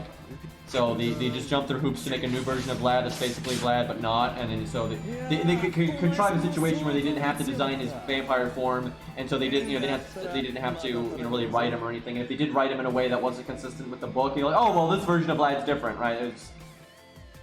It's hilarious if you look at how they handle the APOC servants day one. Like Atalante showing up in Orleans and how she's not able to talk and stuff like that. Like everything with the APOC characters is like that. It's really stupid. 夏の行楽は海だけではありません。山に登ってのキャンプ生活。慣れた頃ほど油断。That man was all muscle. Yep, that was the original bio for Spartacus, because, you know, some fucking reason. God, I don't want to do this. I think you get a rare prism for doing it.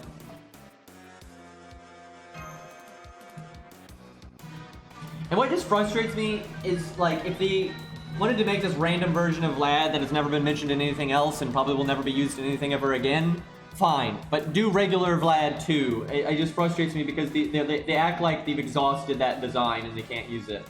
So we don't get the Vlad from APOC, which bugs me a lot because that's my favorite Vlad.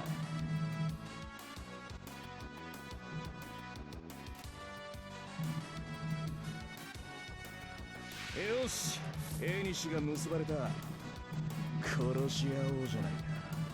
なあ。はい、お任せ。せい。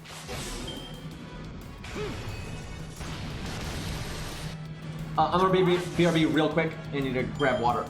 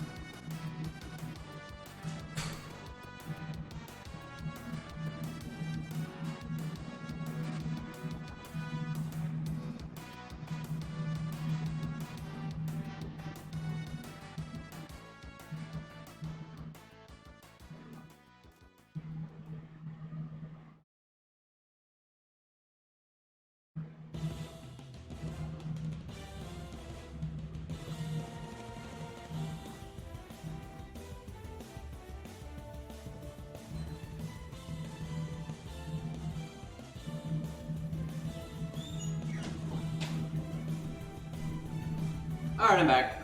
So chat, it's kind of funny, that Godjuna stage, the attack buff for Ku barely mattered, right? Because there was just no way to take advantage of it. Like, even though you have enough time to cast the Guts and have it no effect and then get it back before you would need it, at that point you're fighting Limbo, and you don't need the attack buff, and then in the later part you can't cast it until your other Guts procs and all that. So it didn't really make much of a difference. It basically just means you can use the attack buff from the Mystic Code for the first health bar instead of the second health bar. So you're less reliant on crit damage. So it helps, but pretty minor, you know, pretty minor change.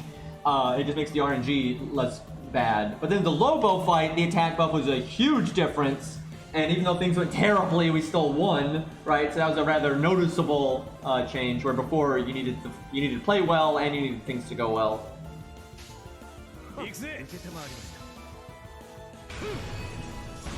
Yeah, it just comes down to break bars and blah blah blah blah. But the Godjuna fight, there's a lot of unique gimmicks there that you normally aren't dealing with, which is a big part of why it kind of works out that way.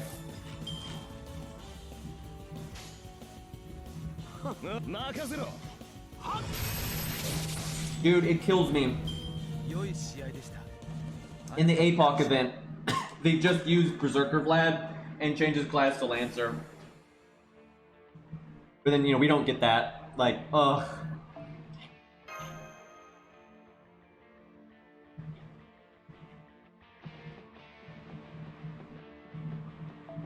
At least we got Extra Vlad. I like Extra Vlad. He's cool. His gauntlets are a little much, but I still like him. He's pretty neat.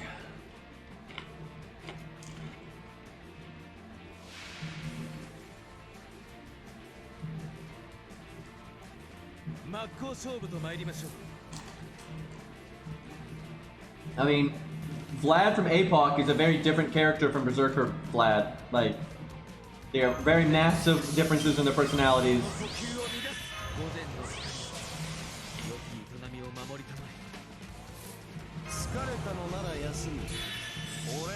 And obviously, if you and they have different abilities. So, like, if you made Lancer Vlad, not only would his personality be different, but you give him different skills and shit. You did different NP. Oh, you wouldn't necessarily have to change the NP. But anyway, so gameplay-wise would be different, personality-wise would be different. They would just look the same. But that's fine. I don't. It's just like if they added a young assassin lead. The fact that he'd look the same as his Lancer self, I don't think anyone would care.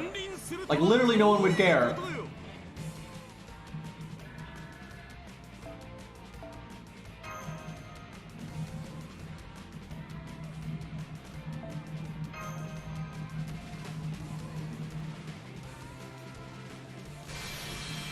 Oh, joy. Paul for the third time. I will say, although I don't like Paul, I am glad anybody can get Paul at any time now. Like, she's a universal servant now. I don't know how much rare prisms this event will cost. I would imagine it'll cost less. Hell, they might even make it not cost... I would not be surprised if you can buy the main interlude for this for mana prisms. Because, no,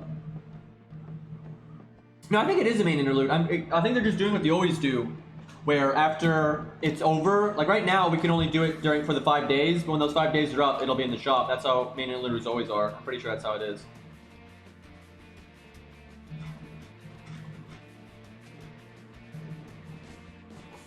I can even test it. I can intentionally not beat the final stage, and then buy it to see, or not if it's not a main interlude. But I'm pretty sure it is. I don't think it's working exactly like a main interlude. It's more like the Edmund event. I think is how they're doing it. But I'm pretty sure you're going to be able to buy this for mana prisms or rare prisms or something after. But we'll see. We'll just check it out when the time comes. Alright, I'm going to switch back to the main account. Whoops. I'm not even kidding. That was an accident.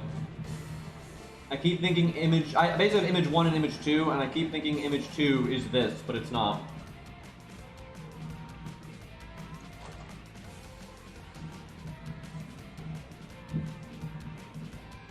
I kind of want to fight Godjuna a bit more and not handicap myself at all and just play it with the new philosophy and game plan and see, you know, how it works out.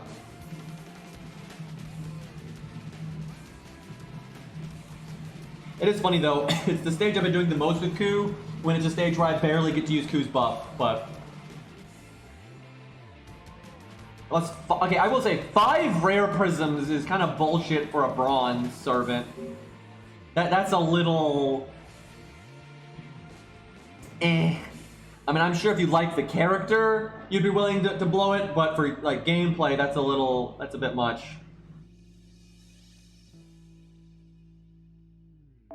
I would have made it mana prisms, I think. Or just 1 rare prism. I think 1 rare prism would have been fair.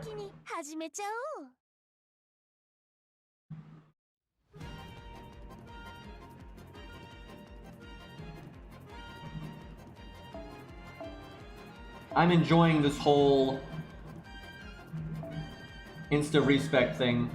I just wish the UI wasn't crap. I like how, like, you're always gonna want to click the remover one, but the remover doesn't do anything anymore. It just relocks Ku's card and I get a Buster Key. Like, wow. Great.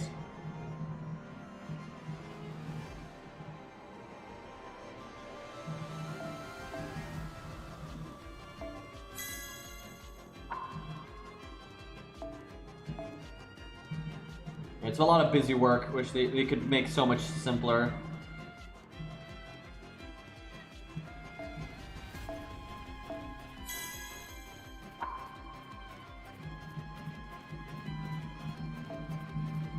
You know, I'm eventually gonna give Canis back the stuff she had, but I might as well give her something while she's just sitting here. In case someone, for whatever reason, needs to summon her on my support list. I guess that's an okay placeholder. It's not ideal, but... Man, I'm gonna get to try out Canis with proper Star Gens command codes. I'm so fucking excited. I've been wanting to do that forever and I never have. Because it would take like 4 respec items. Like, but now I don't have to do. I need to do that. I'm actually really looking forward. That's gonna make her a lot stronger.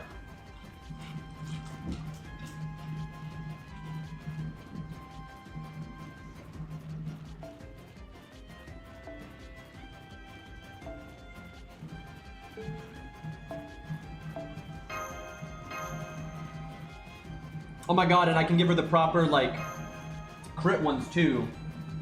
And I can for Mori whenever I do Mori stuff. That's gonna be nice. I'll have to find something, like, worthy. I might even wait. Dude, I don't care if I have to use a team, solo, command spells, I don't care. If we get to fight Beryl, I am beating Beryl's ass with Canis, right? I don't care what hoops I have to jump through. That's going to happen.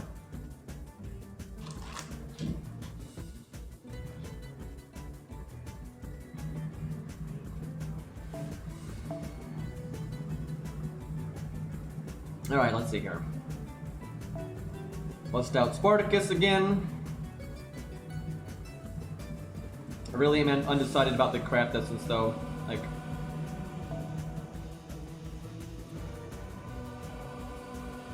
this one's more attack, but it's more reliant on critting. It's probably more damage in the long run if you do crit, but if you don't crit, the other one's better.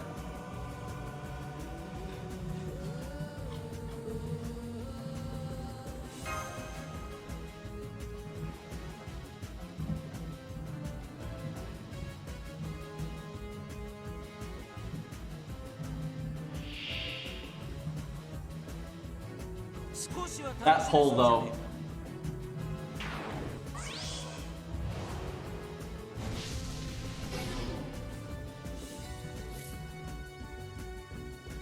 That's a hand.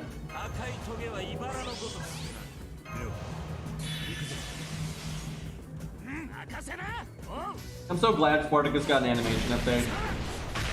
Obviously, there's so many other characters that need them, like Mozart and Shakespeare and Hans and all that, but at least Spartacus got one. Dude, I've been sitting at level 98 Canis for so long. I'm like, for the love of God, can I get a Grail, please?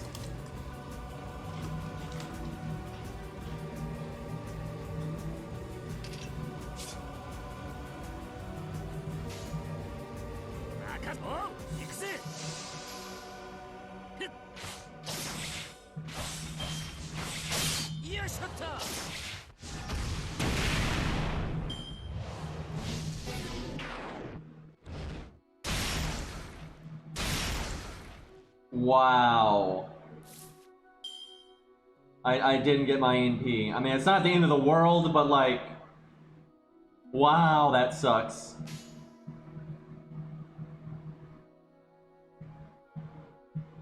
I'm kind of curious if he's technically a servant as a ghost thing here. I don't think he is. He's like a projection. He makes like these phantoms of himself, kind of. Wacky, man.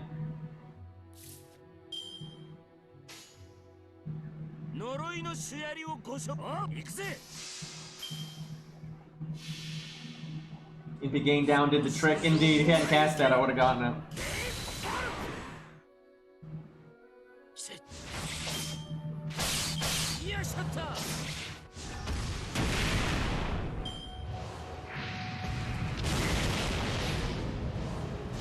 Yeah, they're like familiars, yeah.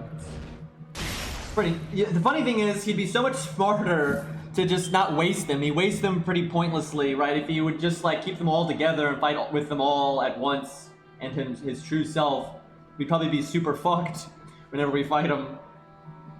Okay, well we have double NP gain down, so I think we do this.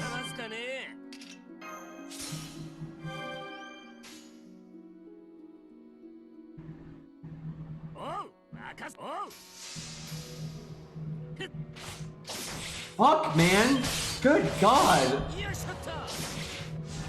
Get all that crit on the art one, and it's like, nope.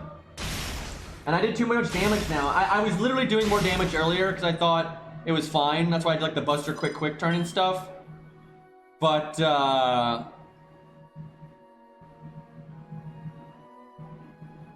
almost wonder if Star Absorb on the art card is better than Merlin. Like, I actually think it might be. Because with the amount of stars we have, you're working with enough stars that I think that might be the play. I might try that. I'm so tired of these, like, it's all Limbo, man. Like, with Godjuna, we got so down pat, it's no problem. But motherfucking Limbo.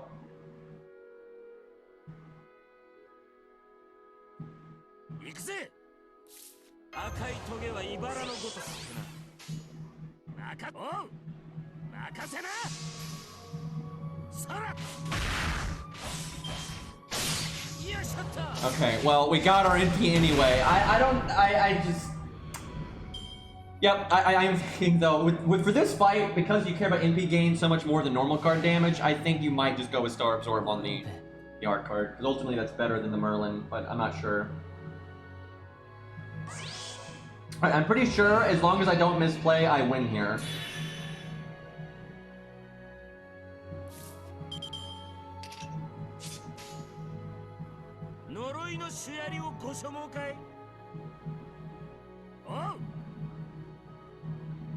I almost misplayed.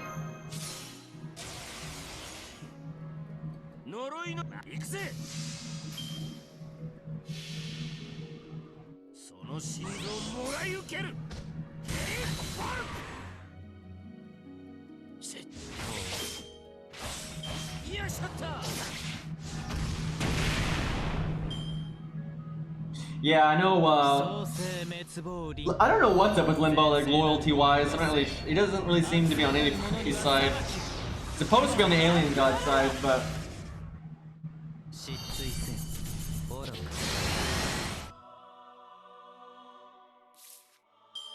I like how Pinocchio W is winning the votes.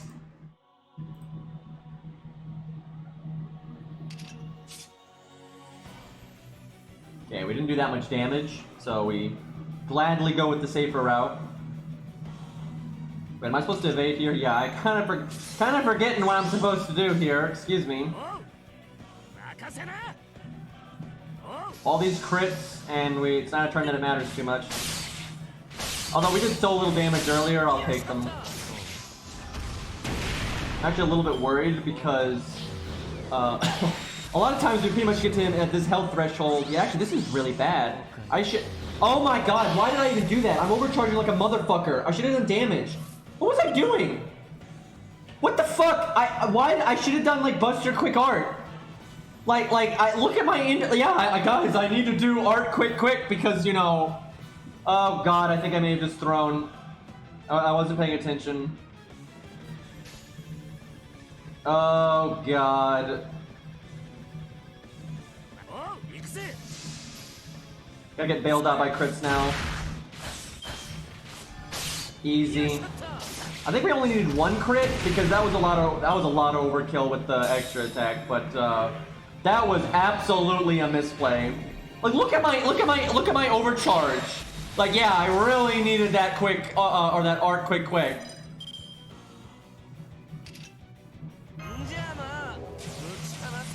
That's unfortunate, because that's still a pretty meaningful misplay, even though we got bailed out by crits, because I could have made Stargin there. If I hadn't made that mistake, I could have done like pure Stargin, and I'd be more likely to crit here, which means more NP gain later, or just more damage, like it's just, you know, all around good.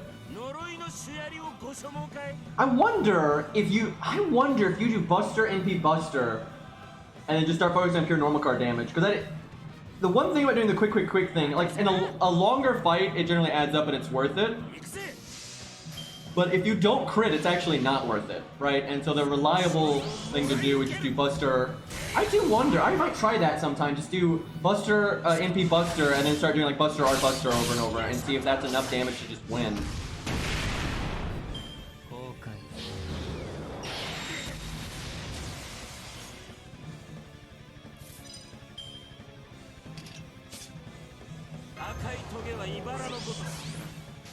Because this whole NP gain thing at the end makes me nervous as fuck, and if I could just get rid of it, I'd be so happy. Horrible RNG, so we'll see if we're able to win or not, because this turn's make or break.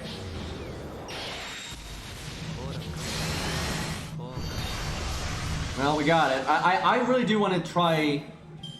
I really do want to try that.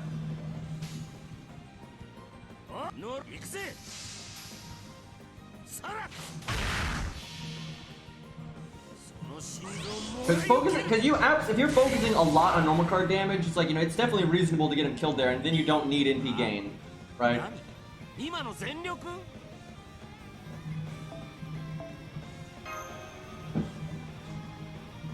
Because look, we didn't crit there. We made those crit stars and we didn't crit. So it wasn't really worth it.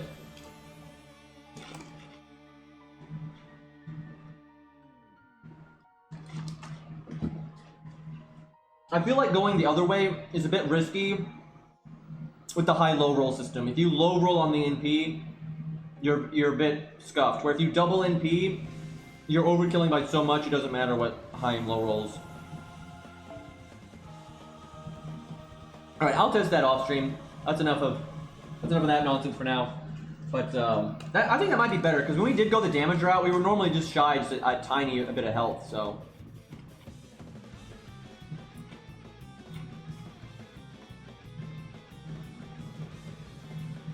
Alright, chat, we'll do one more, then I'll wrap up. Let's do good old, not Cerberus. Other doggo. There we go.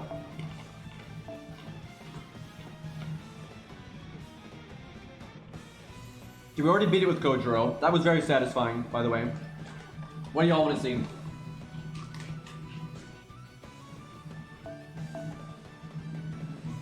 Oh god.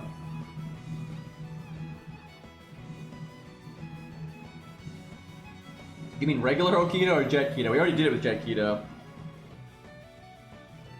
I'd love it to do with Fuma, but I need like a decently grailed Fuma.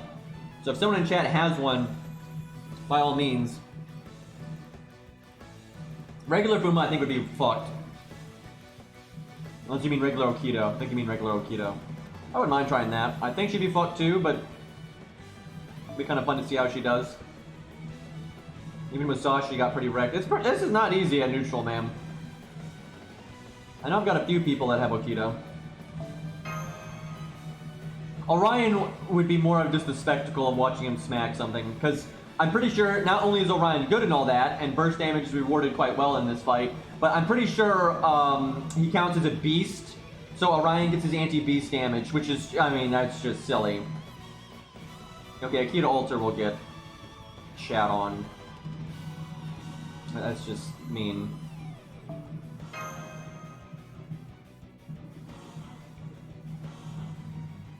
Not really seeing any Okitas or Fumas feels bad.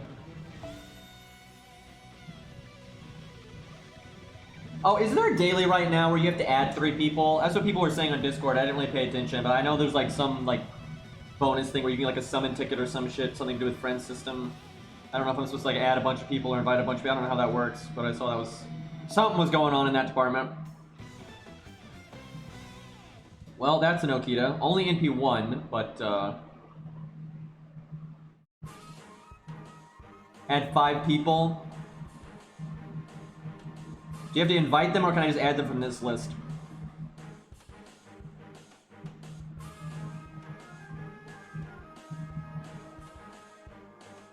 You can add them. Alright, let's try this Okita. It's just NP1, but at least he got everything else maxed, so...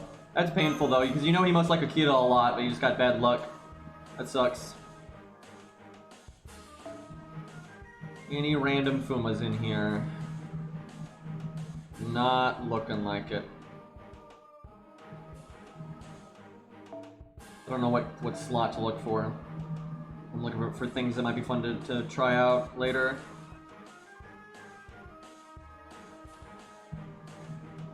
Alright, it's Finn. Oh, we'll add Finn, just for, bring more. Being a Okita fan is inherently suffering. It's not that bad. Wait, didn't I just add him? Oh, his friends list is full. That's what that's saying. Well, no Akita for us.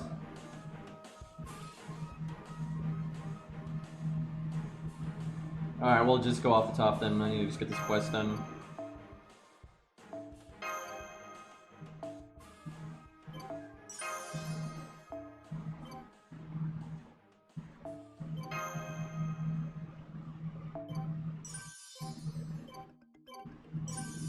I think that was 5. 獲得した聖杯を使って Free shit! サーバントの霊気を小さな I need to do that on my newbie account. It needs the mana prisms pretty badly. 小さなことからコツコツと達成で達成感が失う So many summon tickets from this event, dude. Changed mine to Okita. Oh, thanks, Harvest.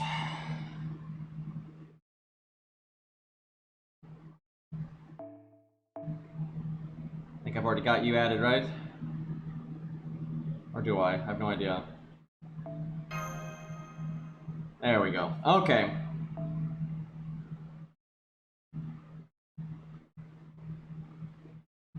Atlas for her.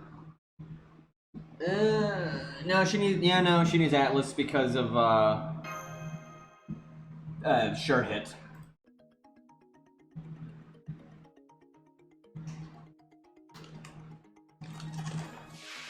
I haven't used Gray this stream, but we've used her here. I forget. Did she win or not? I don't remember. I know she got close. I don't remember if it was a victory or not, though.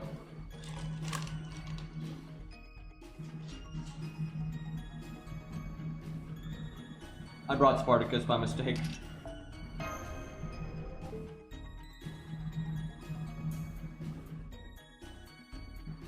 Yeah, I think she won. I just know it was really close. That's pretty impressive though. She is counterclassing, but she's AoE, so.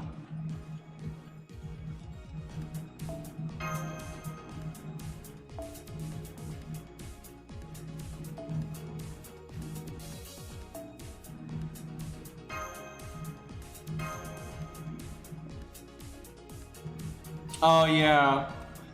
Yeah, she did it as AoE and Yan or whatever couldn't do it as a single target. Feels bad, by the way.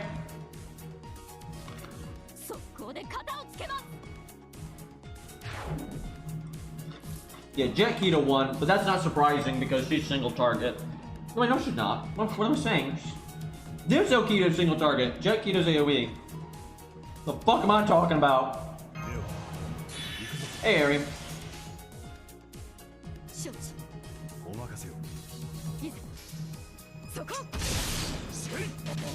By the way, Ari, the Merlin thing did work out overall in the long run.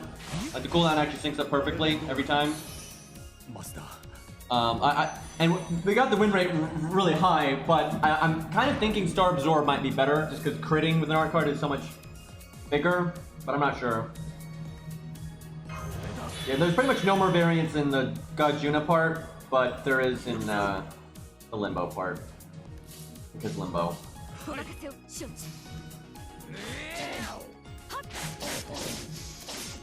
yeah, Merlin command code's good. Who would have guessed? Can you imagine if they had not given it a cooldown? I really like the command codes with the cooldown though. It adds a lot of like planning and stuff. It's pretty neat.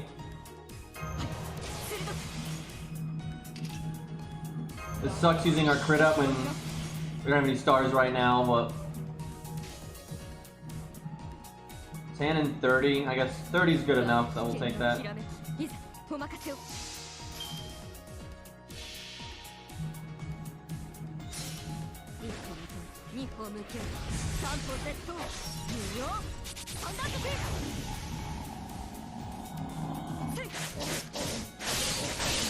Alright, that's nice. What are we, NP2? I think. Oh, how I wish we had the defense removal command code right now.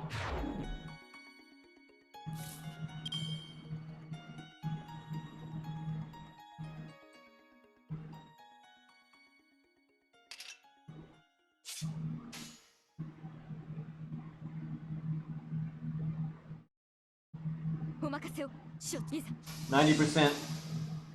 そここ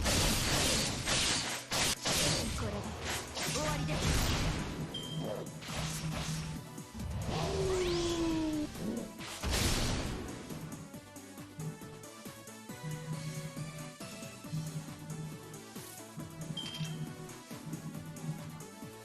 I need to live one more turn, but I don't think we can.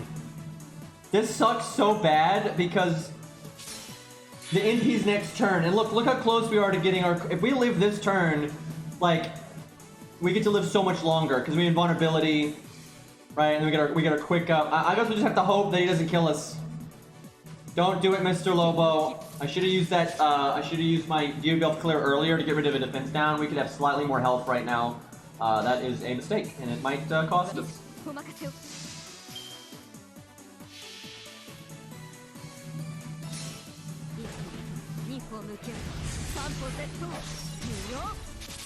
Although we guarded one, which was lucky, so I could have just said I used it now, and we didn't guard. That's kind of the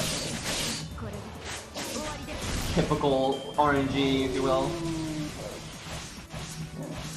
So close, man! Oof, by the way. At least Proto-Ku beat that stage, by the way. I'd have been so disappointed if he didn't. Because, you know, it's a beast. That's like that's the one thing that I'm pretty sure Ku's better though. Even against a beast, I'm pretty sure Ku is better now. Like definitely. That's really painful. Because Ku fucking soloed the harder fight with the Avenger one, which is quite a bit harder. It's fucked, man.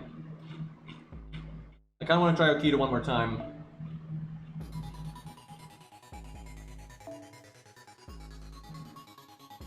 See if we can get a better result than that. Cough, yep.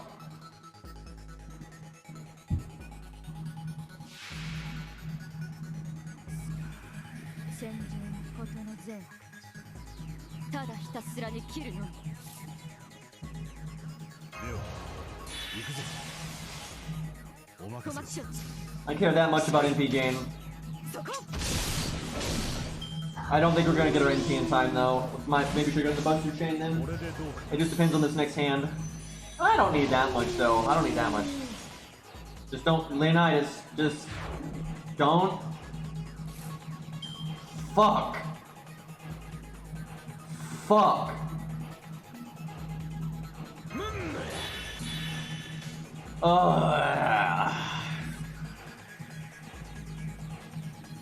That's really bad.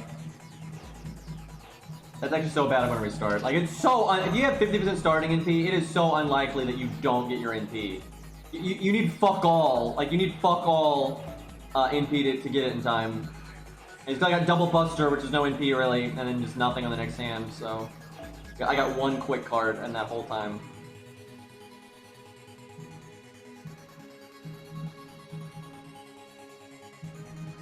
I don't think they're ever gonna buff Ku again. I think they even called that little bit like the final strengthening or something like that. I don't think any of those units they just buffed, like for Face Night, I don't think any of those units are getting buffed again. And if they do, it'd be like for the main story only. Like, but yeah, I don't think any of those are getting buffed again. Maybe Artoria gets Avalon, but why can't I get Okita anymore? Game, please. I love eggs. I know exactly why Arjuna named it that. Good, none of them need another, I agree.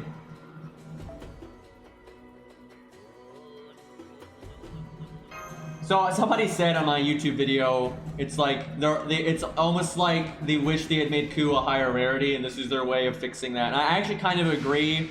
That's what they're doing, because like there's a lot of servants that they even said that they kind of get why it's silly that they're 3 stars, and Ku is definitely one of those. Although I think it's really nice for the player base to have such a popular character and good unit that's so accessible. That's actually very good for the game. But really, I do think I'm not exaggerating. I think they want Ku to be stronger than a typical 3-star. Like, I don't think they don't want him to be like a baseline 3-star. They want him to be noticeably above. Like, they're doing that on purpose, I'm pretty sure. And that's debatable if that's how they should do it or not, but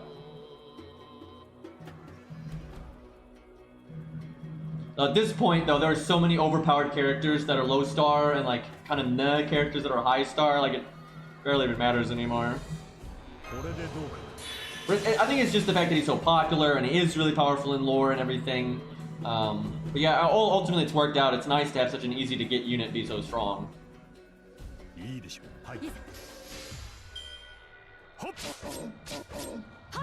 Also, I'm quite sure they wanted Ricky Boy to be easy to get. I don't think they regret that at all, because apparently they had kind of intended when they made him, they wanted him to be like one of the few servants that would be an actual like friend to the main character, like canonically. That was kind of like their goal, and so I'm not really like, I don't think it's a coincidence he's not story locked or limited or anything like that. Like he's in FP summon, he's a 3-star. I think they did that on purpose. Because he's supposed to be like someone you can get easily and stuff. How? Just seriously, like, you know, I think we need what, 10 NP? We literally need 10 NP over 2 turns, and the second hand we have a 50% chance to get a Brave Chain, right? And even if we don't get a Brave Chain, we can easily get like 2 quick cards or a quick and an art. Like that's nothing. Like it's not hard to get your NP here at all. It's, you need. Oh, you know, actually, I think I'm fucking up. I'm fucking up my CEs a bit, but still, yeah, we need 15. We need 15% NP gain. That's nothing. Like that's literally nothing.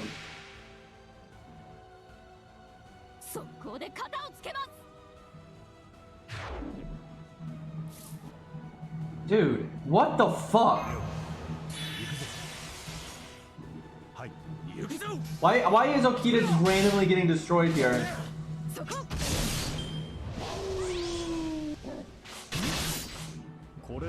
Like, it's not even remotely difficult, like I said, to get your NP if you have starting NP. And it's literally a 50-50 to get a Brave Chain, and the Brave Chain's like crazy. Oh yeah, I like, okay, I mean at least we got it, but I like how it literally gives me the best NP gain hand. Like all these hands have been so bad and we couldn't get anything, and then the last hand it's like, oh yeah, I'll just give you like the perfect fucking hand to get NP, and this is like overkill now. This kind of shows though how bullshit it is, because like look how much overcharge we have. Like we went 144, right? Like Jesus.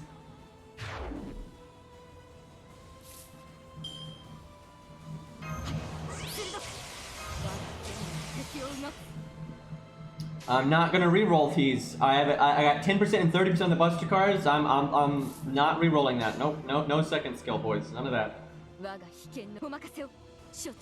Not throw here.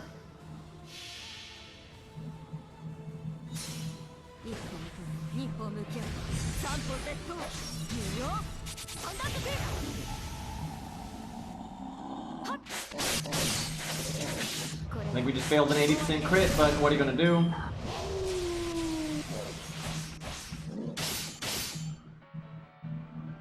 Okay, now is the time to remove the defense down.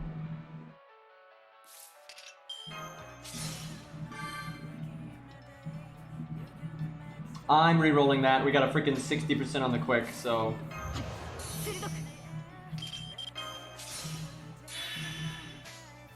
That's not much better because now we have 90 on the other quick. That's enough. Yep. Yep.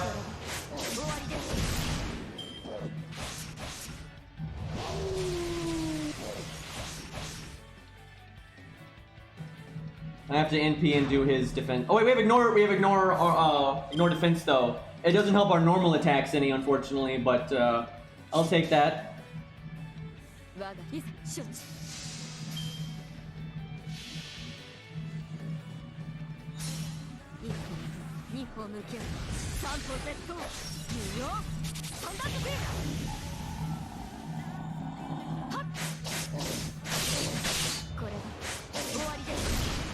Crit luck has not been the best, but no.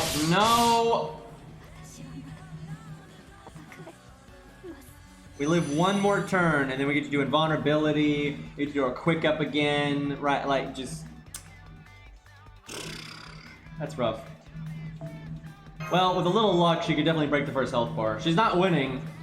We could command codes though. You might be able to do like a bar and a half, maybe. And although, if she was like level 100, 2k bowed, you know, the MP5, you know, the works, then she might actually be able to win. Maybe. It'd be a bit close. But the second health bar is not as extreme, actually. So yeah, if she had the works, that might be in her range. Alright, we'll wrap up there. It is pretty late. I started streaming later than normal, but I was kind of recovering from having such bad sleep earlier and all that, so today's been kind of rough. But I'm feeling pretty good now. Alrighty then, let's see.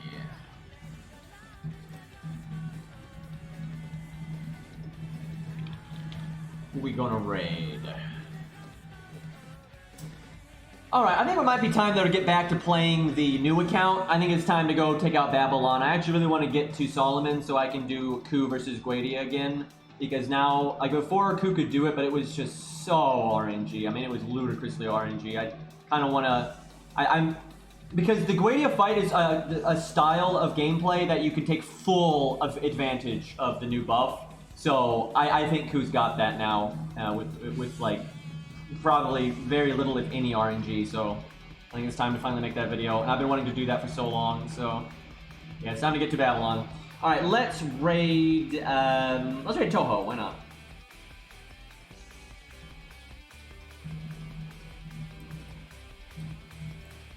I think he's playing NA right now. All right, boys, you have a good one. I might take tomorrow off. We'll see. I'm pretty pooped, but I do want to. I'm pretty excited to get in there to Babylon, so I'll kind of just wing it. But yeah, I'll see you guys either tomorrow or the day after.